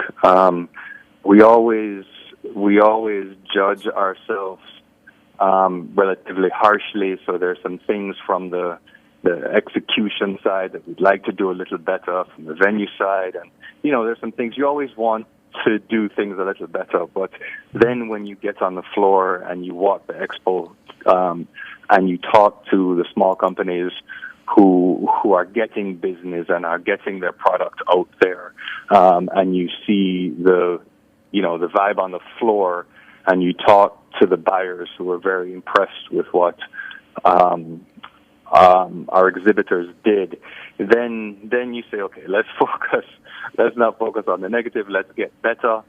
But in the scheme of things, I think it was an excellent expo. I think the partners with JMEA on this, Jampro did a really good job on getting buyers here. We had international buyers from over 25 countries. So a very good exposure for our manufacturers. We're very happy. All right, Sydney, we have to leave it there. Thank you as always for your time and for joining us. Sydney Thwaites is the president of the Jamaica Manufacturers and Exporters Association, the JMEA. Thank you, Sydney. Thank you very much. You know, Siobhan, before we go to the break, I saw an article today where it says Apple flew in 5 flights full of iPhones from India and China, and they did it before the tariff came into effect to sort of shield their customers from any price increase. Yes, a lot of that has been taking place across, specifically the tech industry, surprisingly enough, because many of them rely on outsourcing to countries such as China and Taiwan. And as much as they try to get ahead of it, as long as these tariffs come down, inevitably, they're going to have to find a way to either pass that pricing along to their customers or somehow absorb that cost, but I don't see them doing the latter. Honestly, it's going to be interesting to see, as an iPhone lover and an Apple lover, I'm really interested to see what does 125% per tariff do to an iPhone cost? Exactly. And I'm worried about that. When I saw it, I was like, okay, very soon I can't afford any of the Apple products. Huh?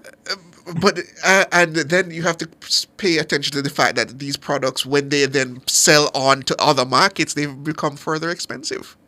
Precisely. Well, as Sydney Thwaites said, we're in uncharted waters, and all we can do now is weather the storm and see where things go. So more after this, listeners.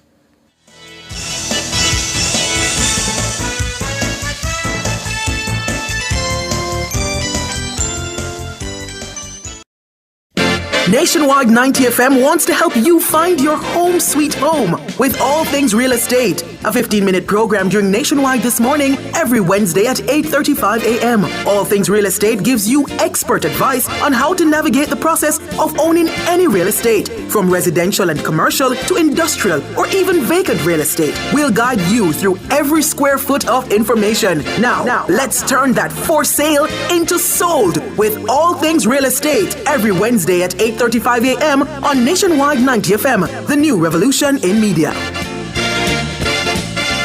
All Things Real Estate is brought to you by Law Boss Attorneys at Law. Taboo topics. Things after dark. Riveting discussions. Celebrity news and interviews. Topics that are shunned by society. And everything else in between. Boyatings After Dark with Kareem Boyatings. Each and every Wednesday, 8 to 11 p.m. Boyatings After Dark. No topic is too taboo or hard to discuss. Come get your mind blown and your curiosity explored. Boyatings After Dark.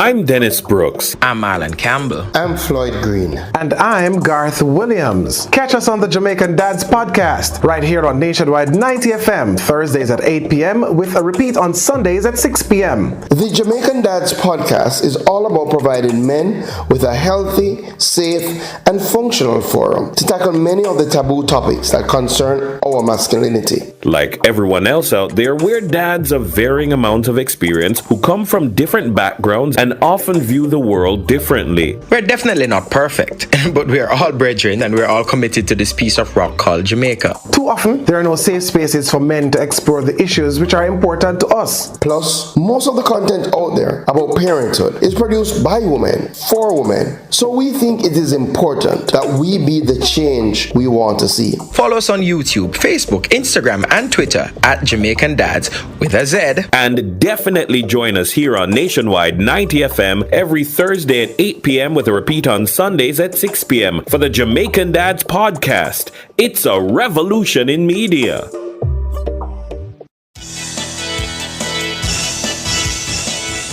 Welcome back, listeners and viewers, and we're changing gears slightly.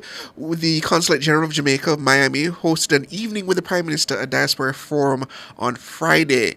VM Building Society was a proud sponsor of this important event. This evening we'll be speaking with the CEO of VM Building Society, Paul Elliott, about their contribution to the event and their engagement with the diaspora. Good evening, Mr. Elliott. Good evening. How are you? I'm doing quite well. Good.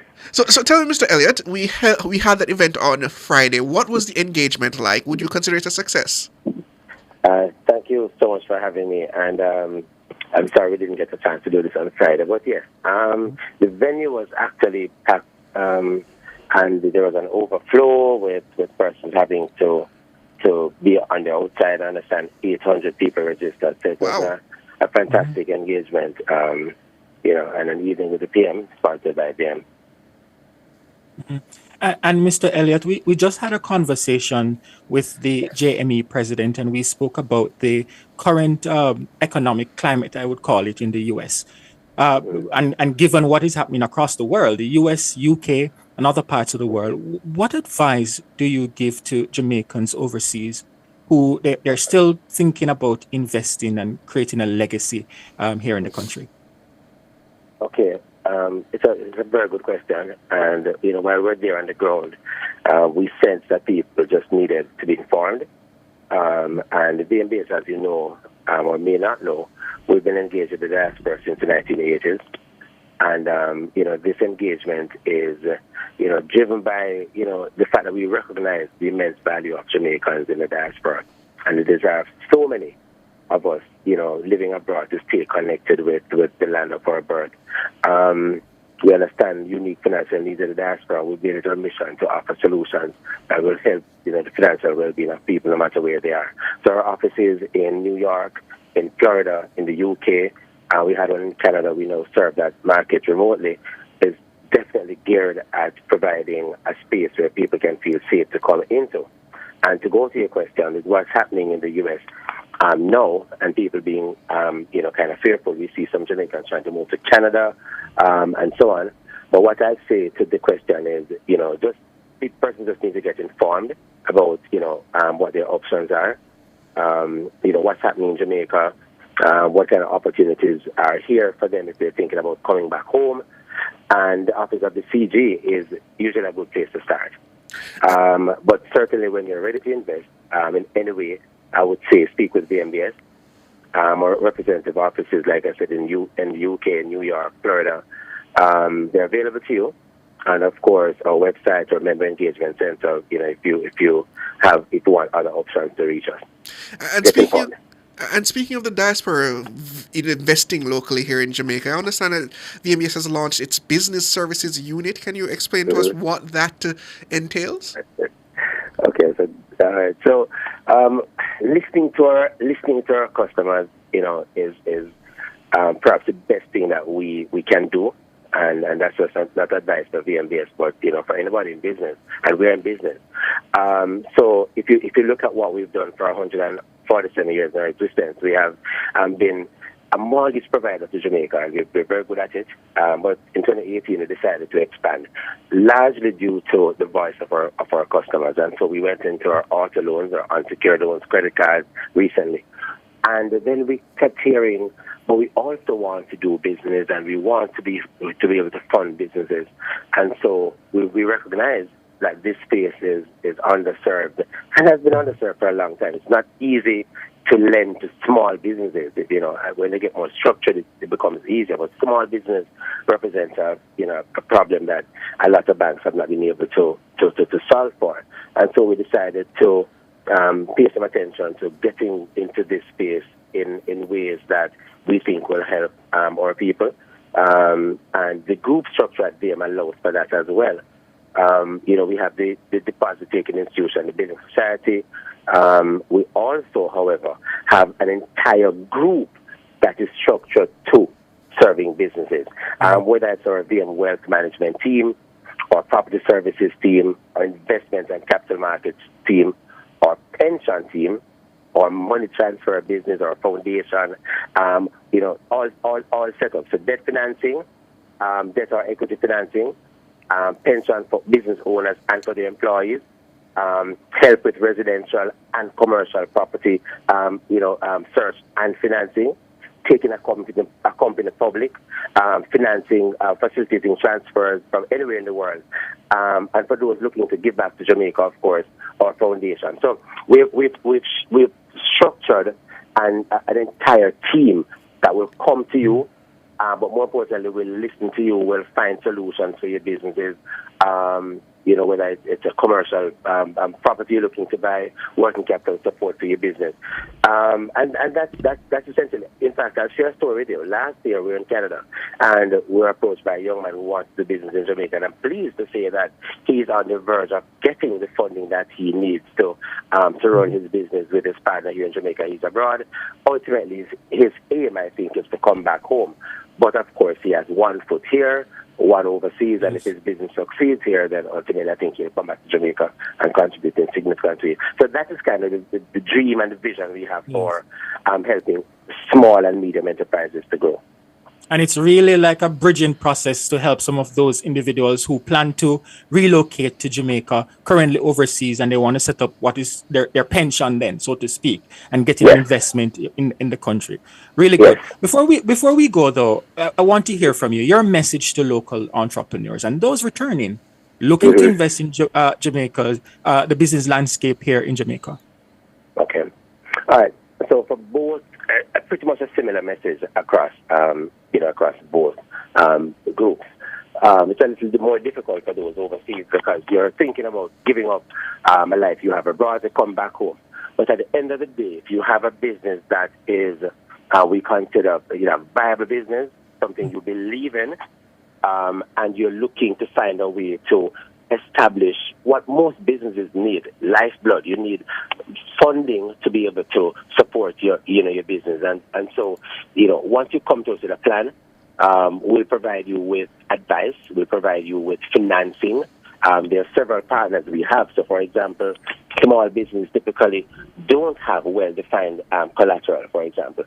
And so we can partner with the DBJ on the Credit Enhancement Fund, where there's some relaxation of some of the requirements that is required for setting up for accessing loans. And so we can focus on how it is that we can help you meet you where you are. And so and then we'll also provide advice and tell us how to grow your business, how to take your business to scale, how to keep records. Because at the end of the day, we really want to have a business that when you walk into an institution, you say, I need to access funding, your business is bankable. And that's that challenge we have. A lot of businesses are not great at keeping records. They're not great at preparing their business for the formal economy. And so the significant level of informality continues to plague us. But VM is here. And if you come to us and you're not ready today, our aim is to get you ready tomorrow. And so we stay with you through the process of preparation, launch, and growth. And before we go, last one, the best way that individuals listening overseas or even in Jamaica, how can they reach you? Okay, so I would say we have an office. We have offices. Just go to our website. And there's information on all the VM offices, information on all the VM executives. So if someone writes to me today, they'll get a response within a couple of hours. But we have offices in the UK, we have an office in New York, we have an office also in Florida, 16 offices across Jamaica, our member engagement center. And so we're just a click away or a call away. So just go to our website, send us a message, and someone will reach out to you. We'll come sit with you and discuss what it is that you're trying to do and provide the help that you need. So you hear it, dear listeners, if you want to proceed with a business venture, if you're a member of the diaspora or even here locally in Jamaica, reach out to VMBS. That was Paul Elliott. He is the Chief Executive Officer of VM Building Society. Thank you for joining us, Mr. Elliott. You're most welcome. Have a good evening, sir. Well, listeners, we have The Watchman coming up, and after that, your calls. The numbers are 630-9371-4 and 618-8255. Come chat with us in a little bit.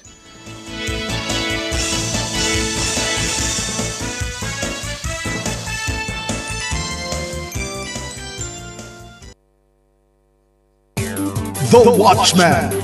Exploring issues shaping our society, government, and business. Provocative, unconventional. Dr. Henley Morgan is The Watchman.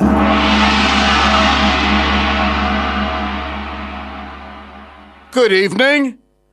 In pursuit of happiness. Are you happy? I mean, really happy? Not because of some irritant or loss causing you to feel in the dumps, or a fillip which brings momentary pleasure that puts you on a high. The science of happiness is moving in the direction of happiness as a general feeling of well-being, along with the hope that things will get better, and the feeling that the future is to a degree in your control. Established by the United Nations General Assembly in 2012, the International Day of Happiness was started out of a recognition that a country's progress should be measured by its happiness and not just by its gross domestic product, GDP. That is, how much it produces or how much money it makes. This year, International Happiness Day, which is celebrated annually on March 20, passed in Jamaica without so much as a whimper. It was business as usual. Surprisingly, in 2020, the year of the pandemic, Jamaica's world ranking in happiness surged to 37, making it one of the happiest countries globally.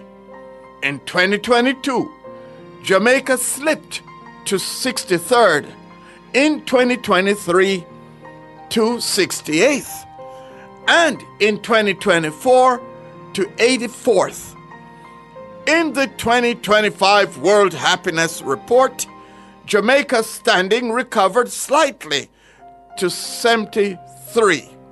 Still a respectable ranking for a country mired in economic woes. In January 2008, the late Bill Johnson conducted a poll in which he asked, "Are you happy or unhappy with your life here in Jamaica?" 60% of respondents said happy. 34% said unhappy. Those responding happy gave as their reasons, I have life, I can survive. Born Jamaican, love my country.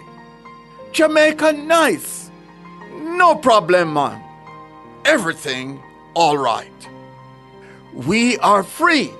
We have free speech. My family is here. Those responding unhappy gave us their reasons. Life is hard. No money. Can't find a job. Too much crime and violence. Cost of living is too high. In the run-up to the general election, constitutionally due later this year, both the party in government and in opposition have announced a pivot to increased productivity and inclusive growth. Should they not be emphasizing creating a society and economy in which people can pursue happiness with a reasonable chance of achieving it? Make happiness a key goal and a desired outcome of public policy. It is good for balanced, equitable development. And it is the common sense thing to do politically. Think on these things.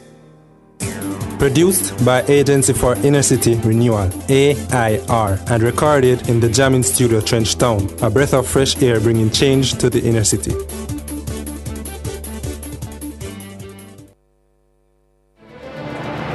Get the inside scoop. Tune in to Budget Bites, a brief breakdown of the 2025 budget presentation by Prime Minister Dr. Andrew Holness. It's an informative snapshot of the budget and what it means for you. Don't miss Budget Bites, bite-sized insights into the Prime Minister's vision for Jamaica. Budget Bites, unpacking the budget for you. There can be no real economic growth, no true inclusion without security. For too long, violent crime has cast a shadow over our progress, stealing the potential of young lives and holding back our economic transformation. Thankfully, we can now say the tide is turning.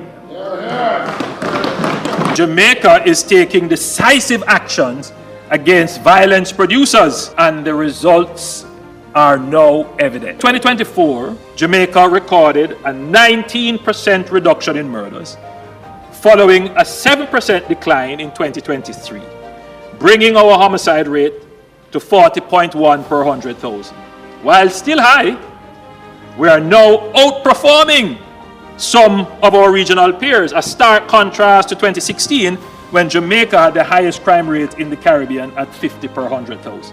Unlike much of the region, where homicide rates are currently surging past ours, we have reversed the trend, and now other countries are studying our approach to reducing violence. The 2024 Christmas season was the safest in 20 years, with just 6 murders recorded during the Christmas week. Since 2024, the country has seen a sustained decline in murders, culminating in 47 murders in February 2025, the lowest monthly total in 25 years, and a 43% reduction compared to February 2024. If you were to compare between February 2022 and February 2025, murders have declined 55%. Additionally, major crimes as a whole, including murders, shootings, rape, robbery, and break-ins, have declined by 21%, reaching the lowest level since disaggregated data collection began in 1999.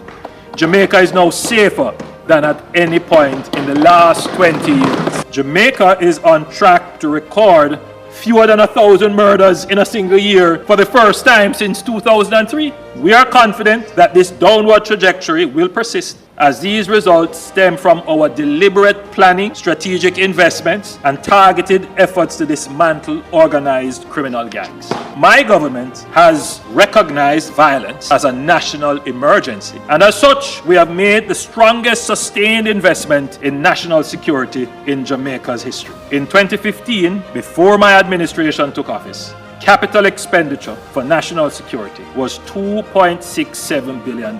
Yes, there were times in the 90s and early 2000s where the capital budget was non-existent. So when we wonder why we have the security problem, just trace it back to poor economic policies, where you had to spend 70% of your tax revenues on repaying debt caused by poor economic decisions. By 2018, we increased the spending on security to $12.7 billion.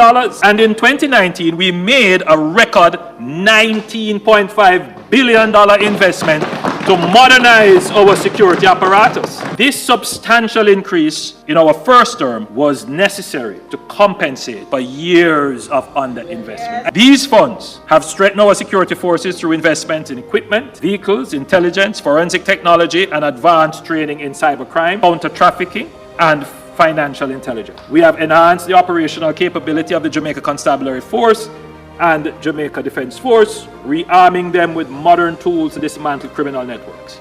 In the case of the JCF, we have invested in building one of the most advanced law enforcement agencies in the hemisphere. To this end, significant progress is being made on the development of a C5 center, that is a state-of-the-art command and control center. This cutting-edge center will seamlessly integrate, coordinate, and analyze real-time data from all available sources, including CCTV and body-worn cameras.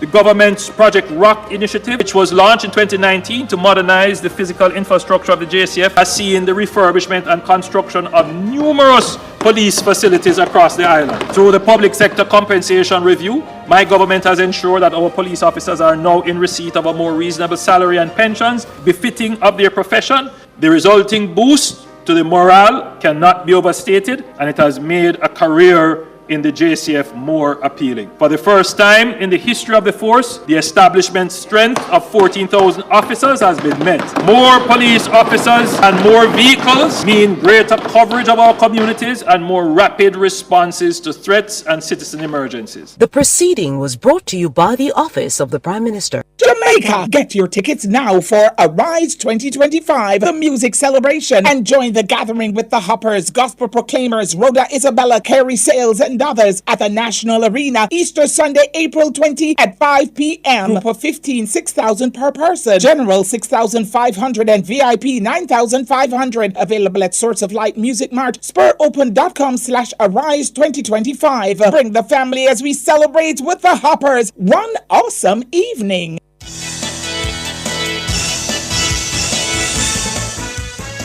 Welcome back, listeners and viewers, to Nationwide at 5. We're now taking your calls. The numbers are 630-9371-4 and 618-8255. Richie, you're on the line. Yes, sir. Good evening to the two young fresh bloods. Evening, Richie. How are you doing? Good enough. Reggie and I spend so much of my days on the street these days. I just miss a lot of news.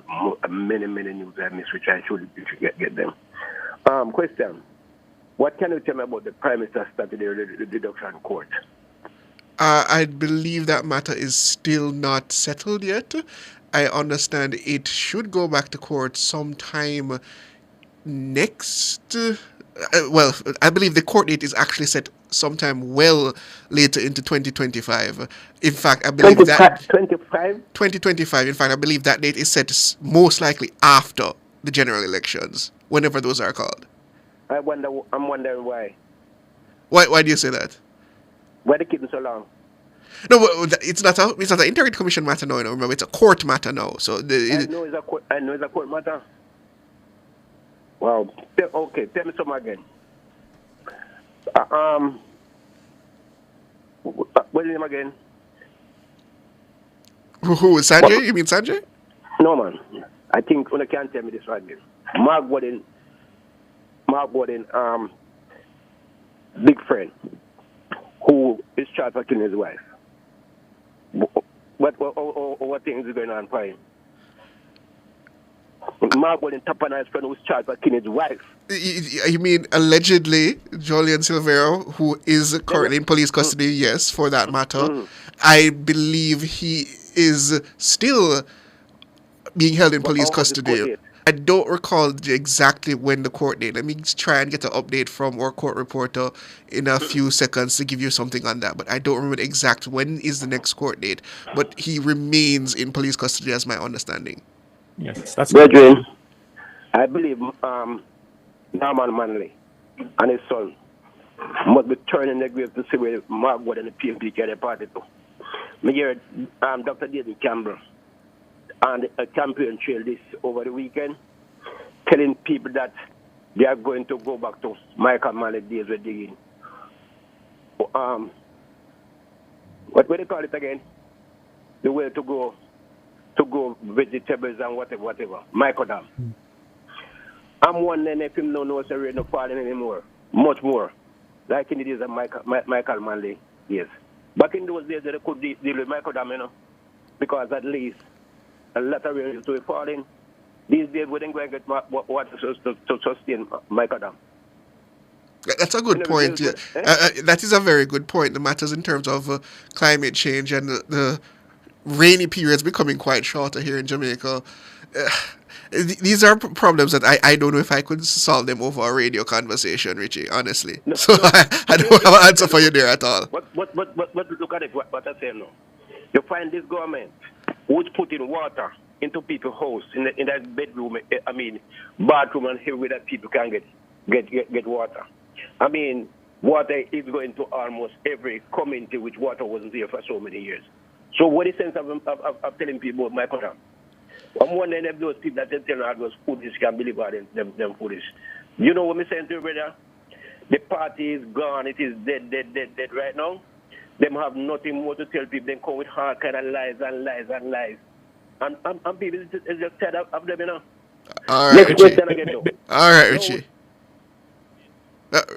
Faithful, good evening. Good evening. Good evening, Sanjay. Good evening, Faithful. Oh, you Good didn't evening. answer. Before you raise your point, Faithful, I just want to update the country. So Richie was asking about the information. What I'm seeing here is that a trial readiness hearing is set for September 25, 2025, and then he's ordered to face the court beginning on January 12, 2026. So that's Jolly and Silvera. Correct. Yes. Okay. Mm-hmm. Go I'm sorry, ahead. Faithful. Go ahead. I think the Prime Minister court date is October. I don't know if it's 30 or 70 minutes. Another time. Anyway. That's my understanding based on YouTube as well. Yes. Right. Okay, good. The IC, the Integrity Commission, who have the power to select member to go there? That I understand is the Governor General's responsibility. But and they recommend that for. The Prime Minister would obviously, in discussions with the Okay, opposition leader, make that recommendation. I don't really know that. Anyway, and for them to leave, do they live on their own? Like for them, they have a 3-year stint, right? Yeah, their contract period is 3 years. 3 years, and when it's up, they have the option of reapply. As with any post, you do have the option to reapply, yes. But I don't know if it is right, what I heard in the first part of the news when they was asking Ms. Timika not to apply. I don't know if that is legal. I mean, let's be clear here. It's not a suggestion that we are saying that they told her hands down that she should not reply, that she should not reapply. It's just a matter that our sources are suggesting that she was essentially cautioned that even if she did reapply, there are chances that she would not be put up back for the job. So that is our sources, so don't take that as to suggest that she was downright flatly said you do not reapply for this job. Yes, and if your source is right, would that not be bullying? Can you force a person to leave because you don't like it's a strong suggestion, not a force. Right, Remember they can't force her. She could reapply, but they were suggesting in essence that she would not get back the position in essence. So they strongly recommended that she did not reapply, but she could. The position. So who have that title, who have the decision to decide whether she get it yes or no? I believe in terms of the directors, the board is appointed by the Governor General. The directors are appointed by the board. Yes. The board that is there now? Yes. And they strongly recommend not to reapply. So that means they have the power to decide whether this stay or go. But remember, in any organization, you have a structure where when your contract is up for renewal, there's a performance appraisal and all those other things that are put in place, and you're graded based on that, and a recommendation is made when you reapply for the position. Right. So And it could be that performance appraisal would be done and she didn't pass it, etc. And if your source is right, based on the fact that they did not like our ruling, based on they will recommend that the Prime Minister be prosecuted and to go against that. That seems to be our information coming, yes. That That there are those people who are strongly against her for suggesting that the Prime Minister has no case to answer. So would that not be a form of cartel in my mind? Am I thinking wrong? But again, we cannot say specifically who these statements are coming from and how this is being done. So you have to be very careful how you approach these things. Let me rephrase it. If it's the case that the source is right and it's pan out to what you're saying is true, would that not be a case of would that not be a cartel? A cartel in terms of how the organization is structured. Would that not be? She should not be ruling of an independent space. But that is why the office is structured in such a way, you know, which thankful for the foresight that nobody could outright fire her or tell her what to do with her ruling. And let me finish. Right. And if Ms. Prince Kimiko believes that she has done right by her office in terms of her judgments and her assessments, she should leave the organization with her head held high that she made the right decision. Yes, so even if there are those in the organization, as they would, I expect there would be some conflict if your director of investigation say one thing and your director of prosecution say, well, not so, my boss. No, but there is going to be some level of conflict, but she decided based on her interpretation and her understanding of the law that is the way it should be. The case has to go to her, and exactly. And if she within her judgment and based on what they laid out in front of her, she deemed the case not to be worthy of prosecution, and to rule that way. Precisely, and it should be respected. Right. And I would hope and understand that her replacement will offer the same level of understanding of the law and not simply give in to any petty notion that somebody else in the organization feels that you should act otherwise. Chevron, whosoever her replacement be, and if that is the tone that they have been set, would that not be in a case of fear and threat that she would not be ruled according to her judgment, but in a place of being fearful that she have to toe the line of what they have to please some other person? I understand your concern, and that is a reasonable concern, but the safeguards which exist in the office means she does not even report to the director of the Integrity Commission. She does not report to Greg Christie. She reports to the commissioners, and even they can't tell her what her ruling is. What her ruling is what her ruling is. I think the operative word is she should not. They should not. But if it's a fact that if what your source is saying is true, but that will go contrary and that go in the opposite direction. Yeah, it's actually, it would actually be very troubling understanding the independence of the office and what we expect from whomever is in the office to be fair in whatever that is sent to that office to rule on. Remember, Faithful, this is not much different than when we had Paula Llewellyn, who was at the time the sole prosecutor, and she had to interface with Greg Christie and Dirk Harrison as contractor generals when they thought they had strong cases to bring significant X, Y, and Z. She said, no, there's nothing here. Yeah.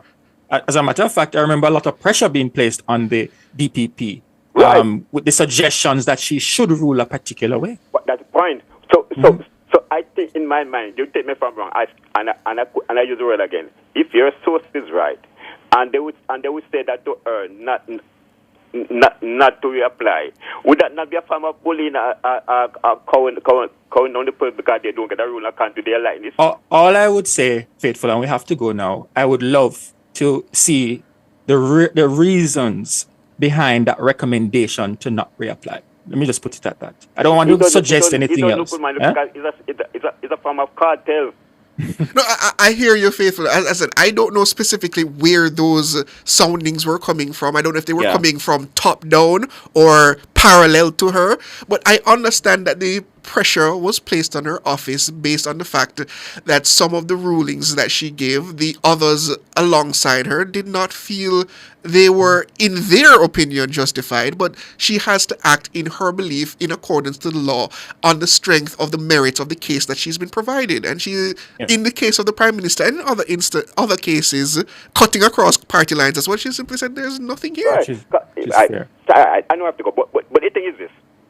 All right, you see, one would get the sense that it's a case that you put the chariot before the horse, because if in any case, if you try to find something, if you search hard enough to find whether it is there, yes or no, and it's a case that you deem that somebody is wrong, you cannot find a case to prove that person is wrong, and you twist and turn, you paint the picture that thing that is there when it's not there. All right. I hear your Faith. I understand your point. I understand your point, Faithful. But I have to take other callers now. Carl, good evening. Good evening, Shava. Good evening. How are you doing? How much more Christie and Peter Philip, former advisor, have left? I'd have to double check. I don't know, but I know their contracts are also coming to an end in a few months as well. Few months could be next year. Yes, Carl, a few months could be next year, but I don't think it would be going. Wow. I think the current executives of the Integrity Commission, this would be about when most of their contracts would come up, because it would have come into effect in 2021. Yes, so this would be about when most of those contracts would be coming to up. To make it be shorter, a man like Christie, we're saying have integrity. And in failure of what did happen in New Kingston, and in Pantan, we went to the parliament and disrespect the people of Jamaica. You know, he couldn't use him integrity when saying have then and said time for me to go and live it 2 or 3 months. You know, if you just could have do that. I cannot speak for Mr. Christie, and I don't know what Mr. Christie's plans are going forward. All right, let me ask you one next question. About 2 Fridays ago, Dr. Fixenley was inside the Senate. And we bought Golding a Wednesday before that, concerning the FinSac meltdown. Golding said no have nothing to do with it. And after went inside the parliament and went for Golding. And up till now, Golding doesn't answer to nothing that actor put forward. Let's be honest, Carl. I don't think the People's National Party is particularly interested in bringing this FinSac matter back to public scrutiny. I just don't. It's not in their best interest to even attempt to rebut Mr. Fitzenley. But then they bring up back PJ Patterson. How you see that? I don't know if it's you were here when somebody asked me this question. They didn't bring back PJ Patterson for the general people of Jamaica. They bring back PJ Patterson for the People's National Party, because he still has quite a lot of political draw within the People's National Party as being the longest serving Prime Minister. So that was the context in which he was brought there, not for general consumption, so to speak. So, Siobhan, I want to ask you, before I go, ask you something concerning Montego Bay, concerning the law.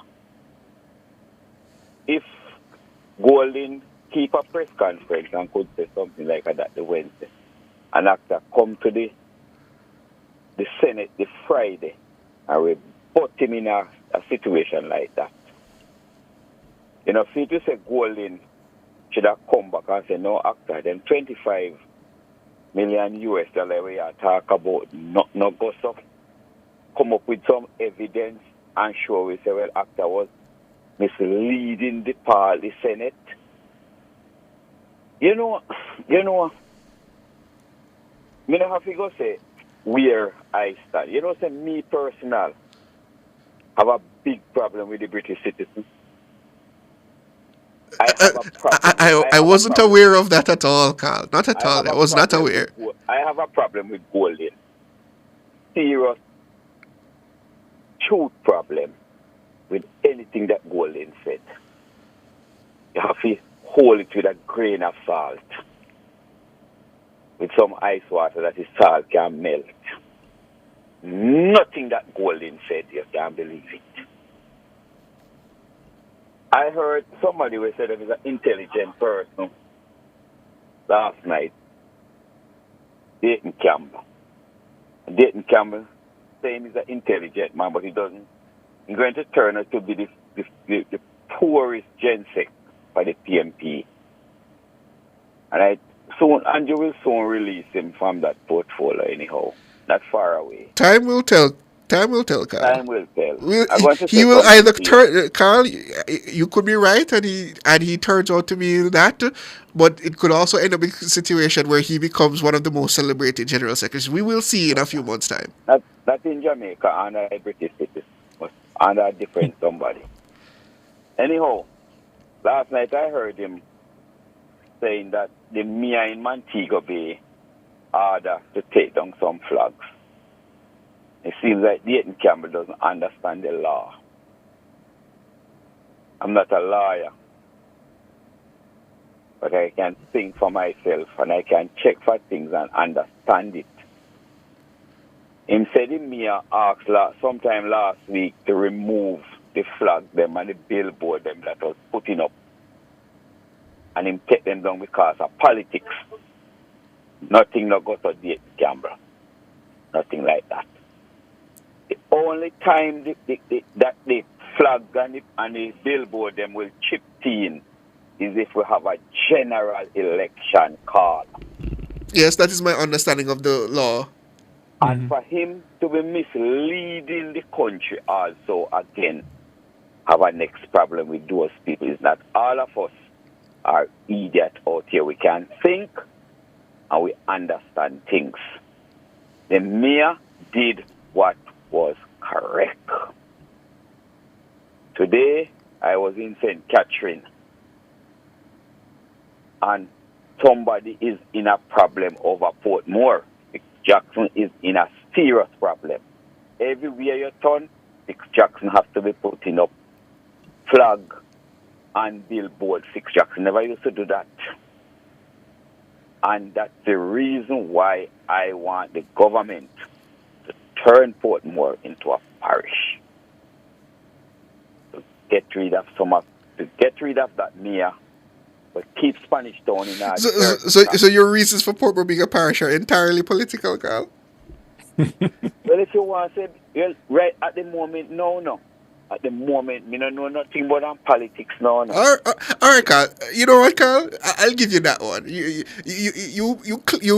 You proudly announce you're a member of the JLP and you have your political leanings. Very well, Carl. I'll give you that one.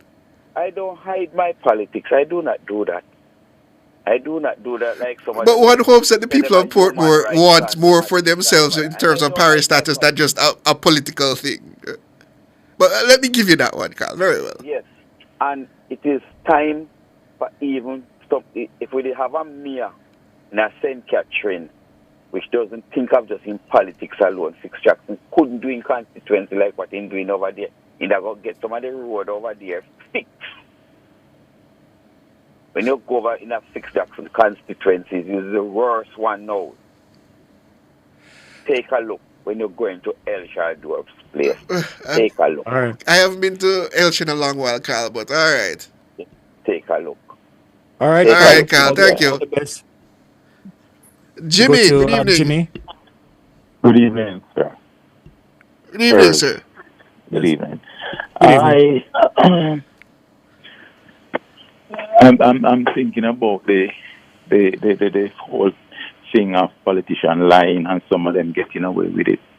And some of them holding others to account for it, who themselves are very questionable. When it was said that the Prime Minister misled the country about not knowing that he was under investigation for what you call it, illicit enrichment. Illicit enrichment. they didn't come with a proof to say it was clear, And a lot of things were at the news level is not clear and it's not discussed in the public domain with clarity or with any objective or any intention for it to be clear for the public to understand. For example, there's an item that you were just discussing. I didn't get it here. Listen to the news, so I didn't get it. Where somebody in the Integrity Commission is saying that somebody else is not worthy of going forward further. But there's nobody behind who said make this statement or state this position. So it's not newsworthy. It's not reach news yet. So all it did was send out. No, what it did was just to send out discussion on some hysteria in the public. But wouldn't you, as a general concerned citizen, want to know why the director of corruption prosecution is being told that she should not reapply for her position? Exactly. That is what I would want to know why and who say. Yes. But it never reached news level yet where it that was clear. That's not clear yet.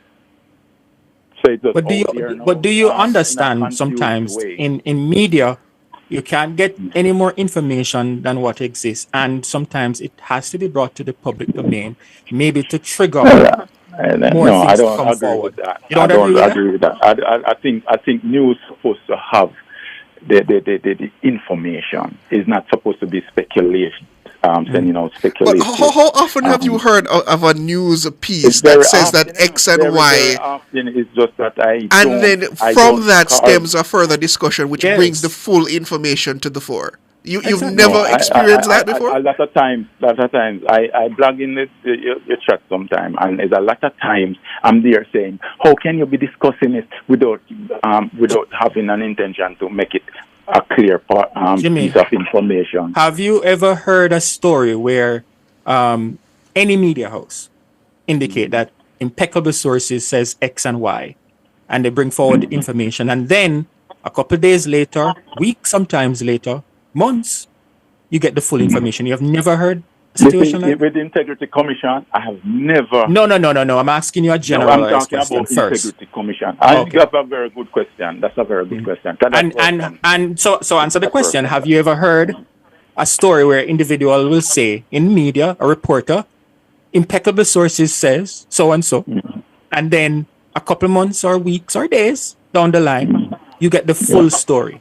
Well, hopefully this will come out and prove my point. All right. So, but you're not answering my question, though. Well, I'm saying yes. Make it come. Make this happen. Make it happen in this instance. Otherwise, my position stand. Anyway, I was on to saying that there was some saying by some politician. I'm told that sometimes people don't like hear the name because they hear it so much. Was telling the Prime Minister that he must resign because he actually misled the public, and that person is so guilty of so many misleading of the public, and who is pressuring him to resign, and he's still going forward as somebody with integrity, because the Integrity Commission has no problem with him lying to the public. As a leader, I can't understand. So integrity doesn't mean that you can't lie. What the Integrity Commission thing is for is just to select who them dislike or whatever and pressure them for whatever. But in the politics, though, political rhetoric is not considered. That's what I'm about to say. Remember, in the politics, people can always twist whatever story to their liking. I'm not talking about twist. I'm talking about blatant lies. Mm-hmm. Blatant lies, proven lies. And that is where now... How can you have integrity when you have proven lie and sending out, calling other people thief and liar when you are basically even more questionable than them? And that is how why... Can you do that? You don't have any integrity, and that is blank. The Integrity Commission, though, Jimmy, we have seen instances where things are said in the public domain and they have come forward to correct whatever is said. But outside of that, that's why we have the court. If you think that someone says something about you that is not so, yeah, you can go through the court process to get that individual to pay. Anyway, reputation is important, you know. No, I'm not talking about. I'm talking about a politician that is seeking leadership of the country is lying, and we know that he is lying, and it is proven that he is lying. We're not talking about the Integrity Commission has a specific mandate, sir, and that mandate is not one that covers political rhetoric. Political rhetoric is not covered by the Integrity Commissions. Blatant lies, deep blatant lies. How can you have integrity when you are proven liars? But what Siobhan is saying is it's not the Integrity Commission that is going to. Okay. Right, I understand. Right. I heard him saying, but then how can that be part out of the equation of integrity? No, nobody is suggesting it is not part of the integrity equation, because I have a problem where it seems politicians have very short memories when it comes to their times in office and when it comes to their statements made, sometimes even almost contradictory to statements they would have said just a year or so back.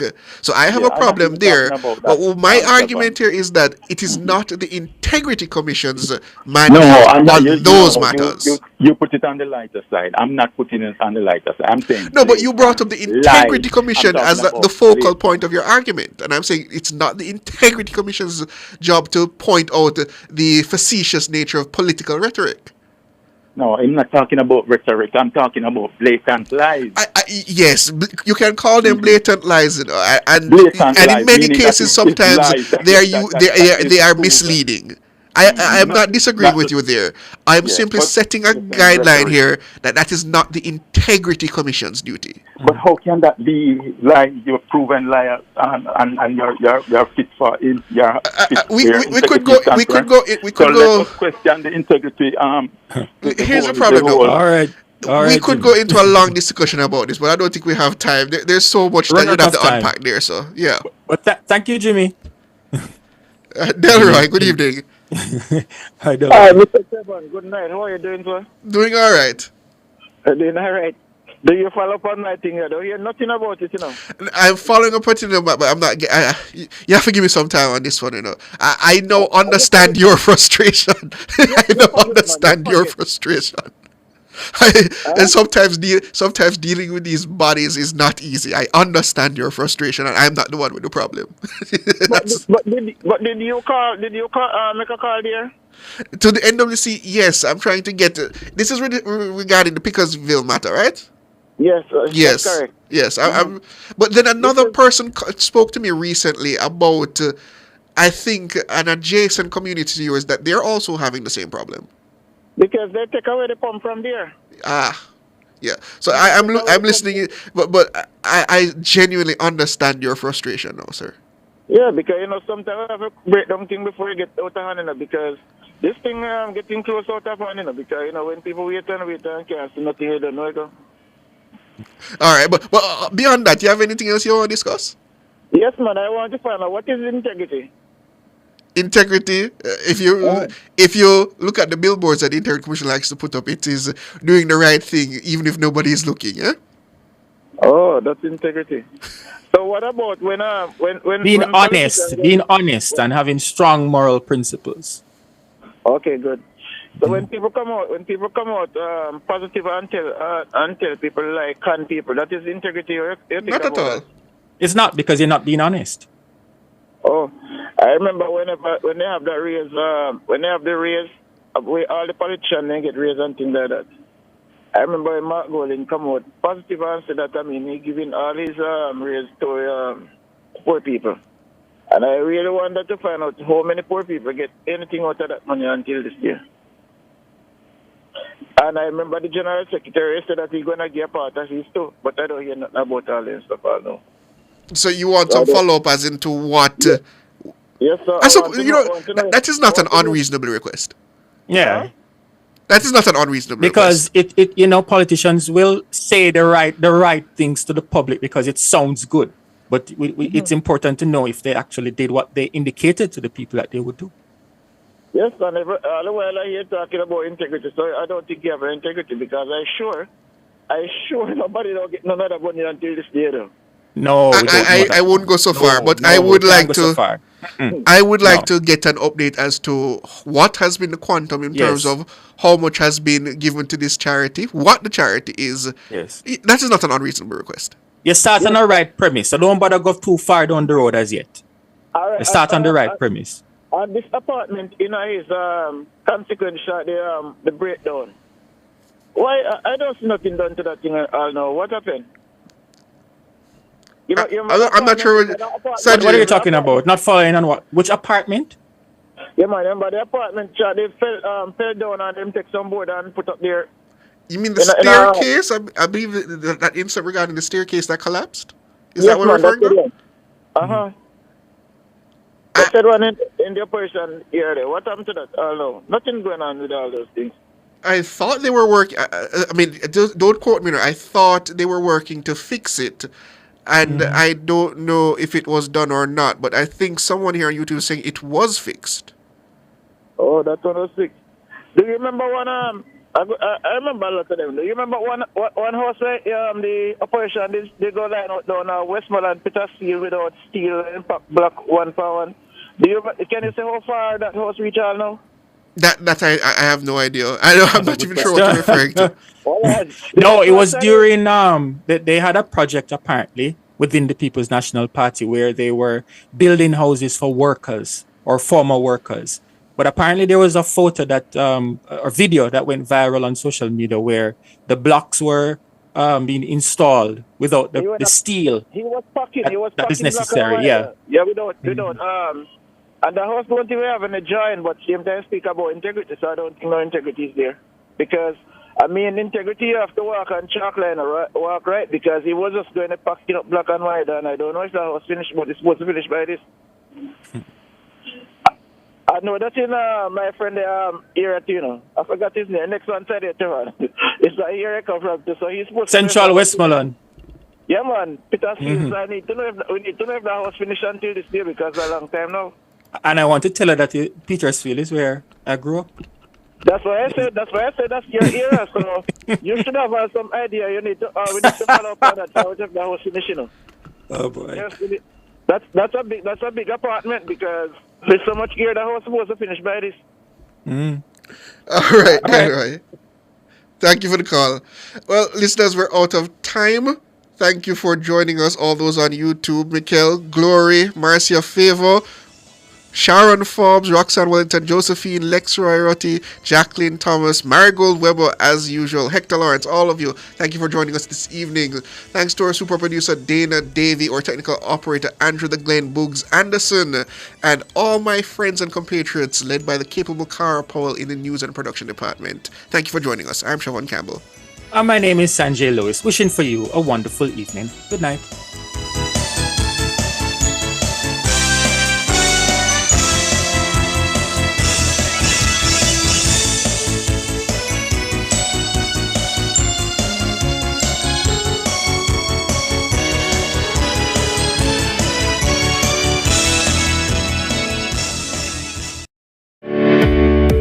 Hiring is tough. You spend weeks, maybe months,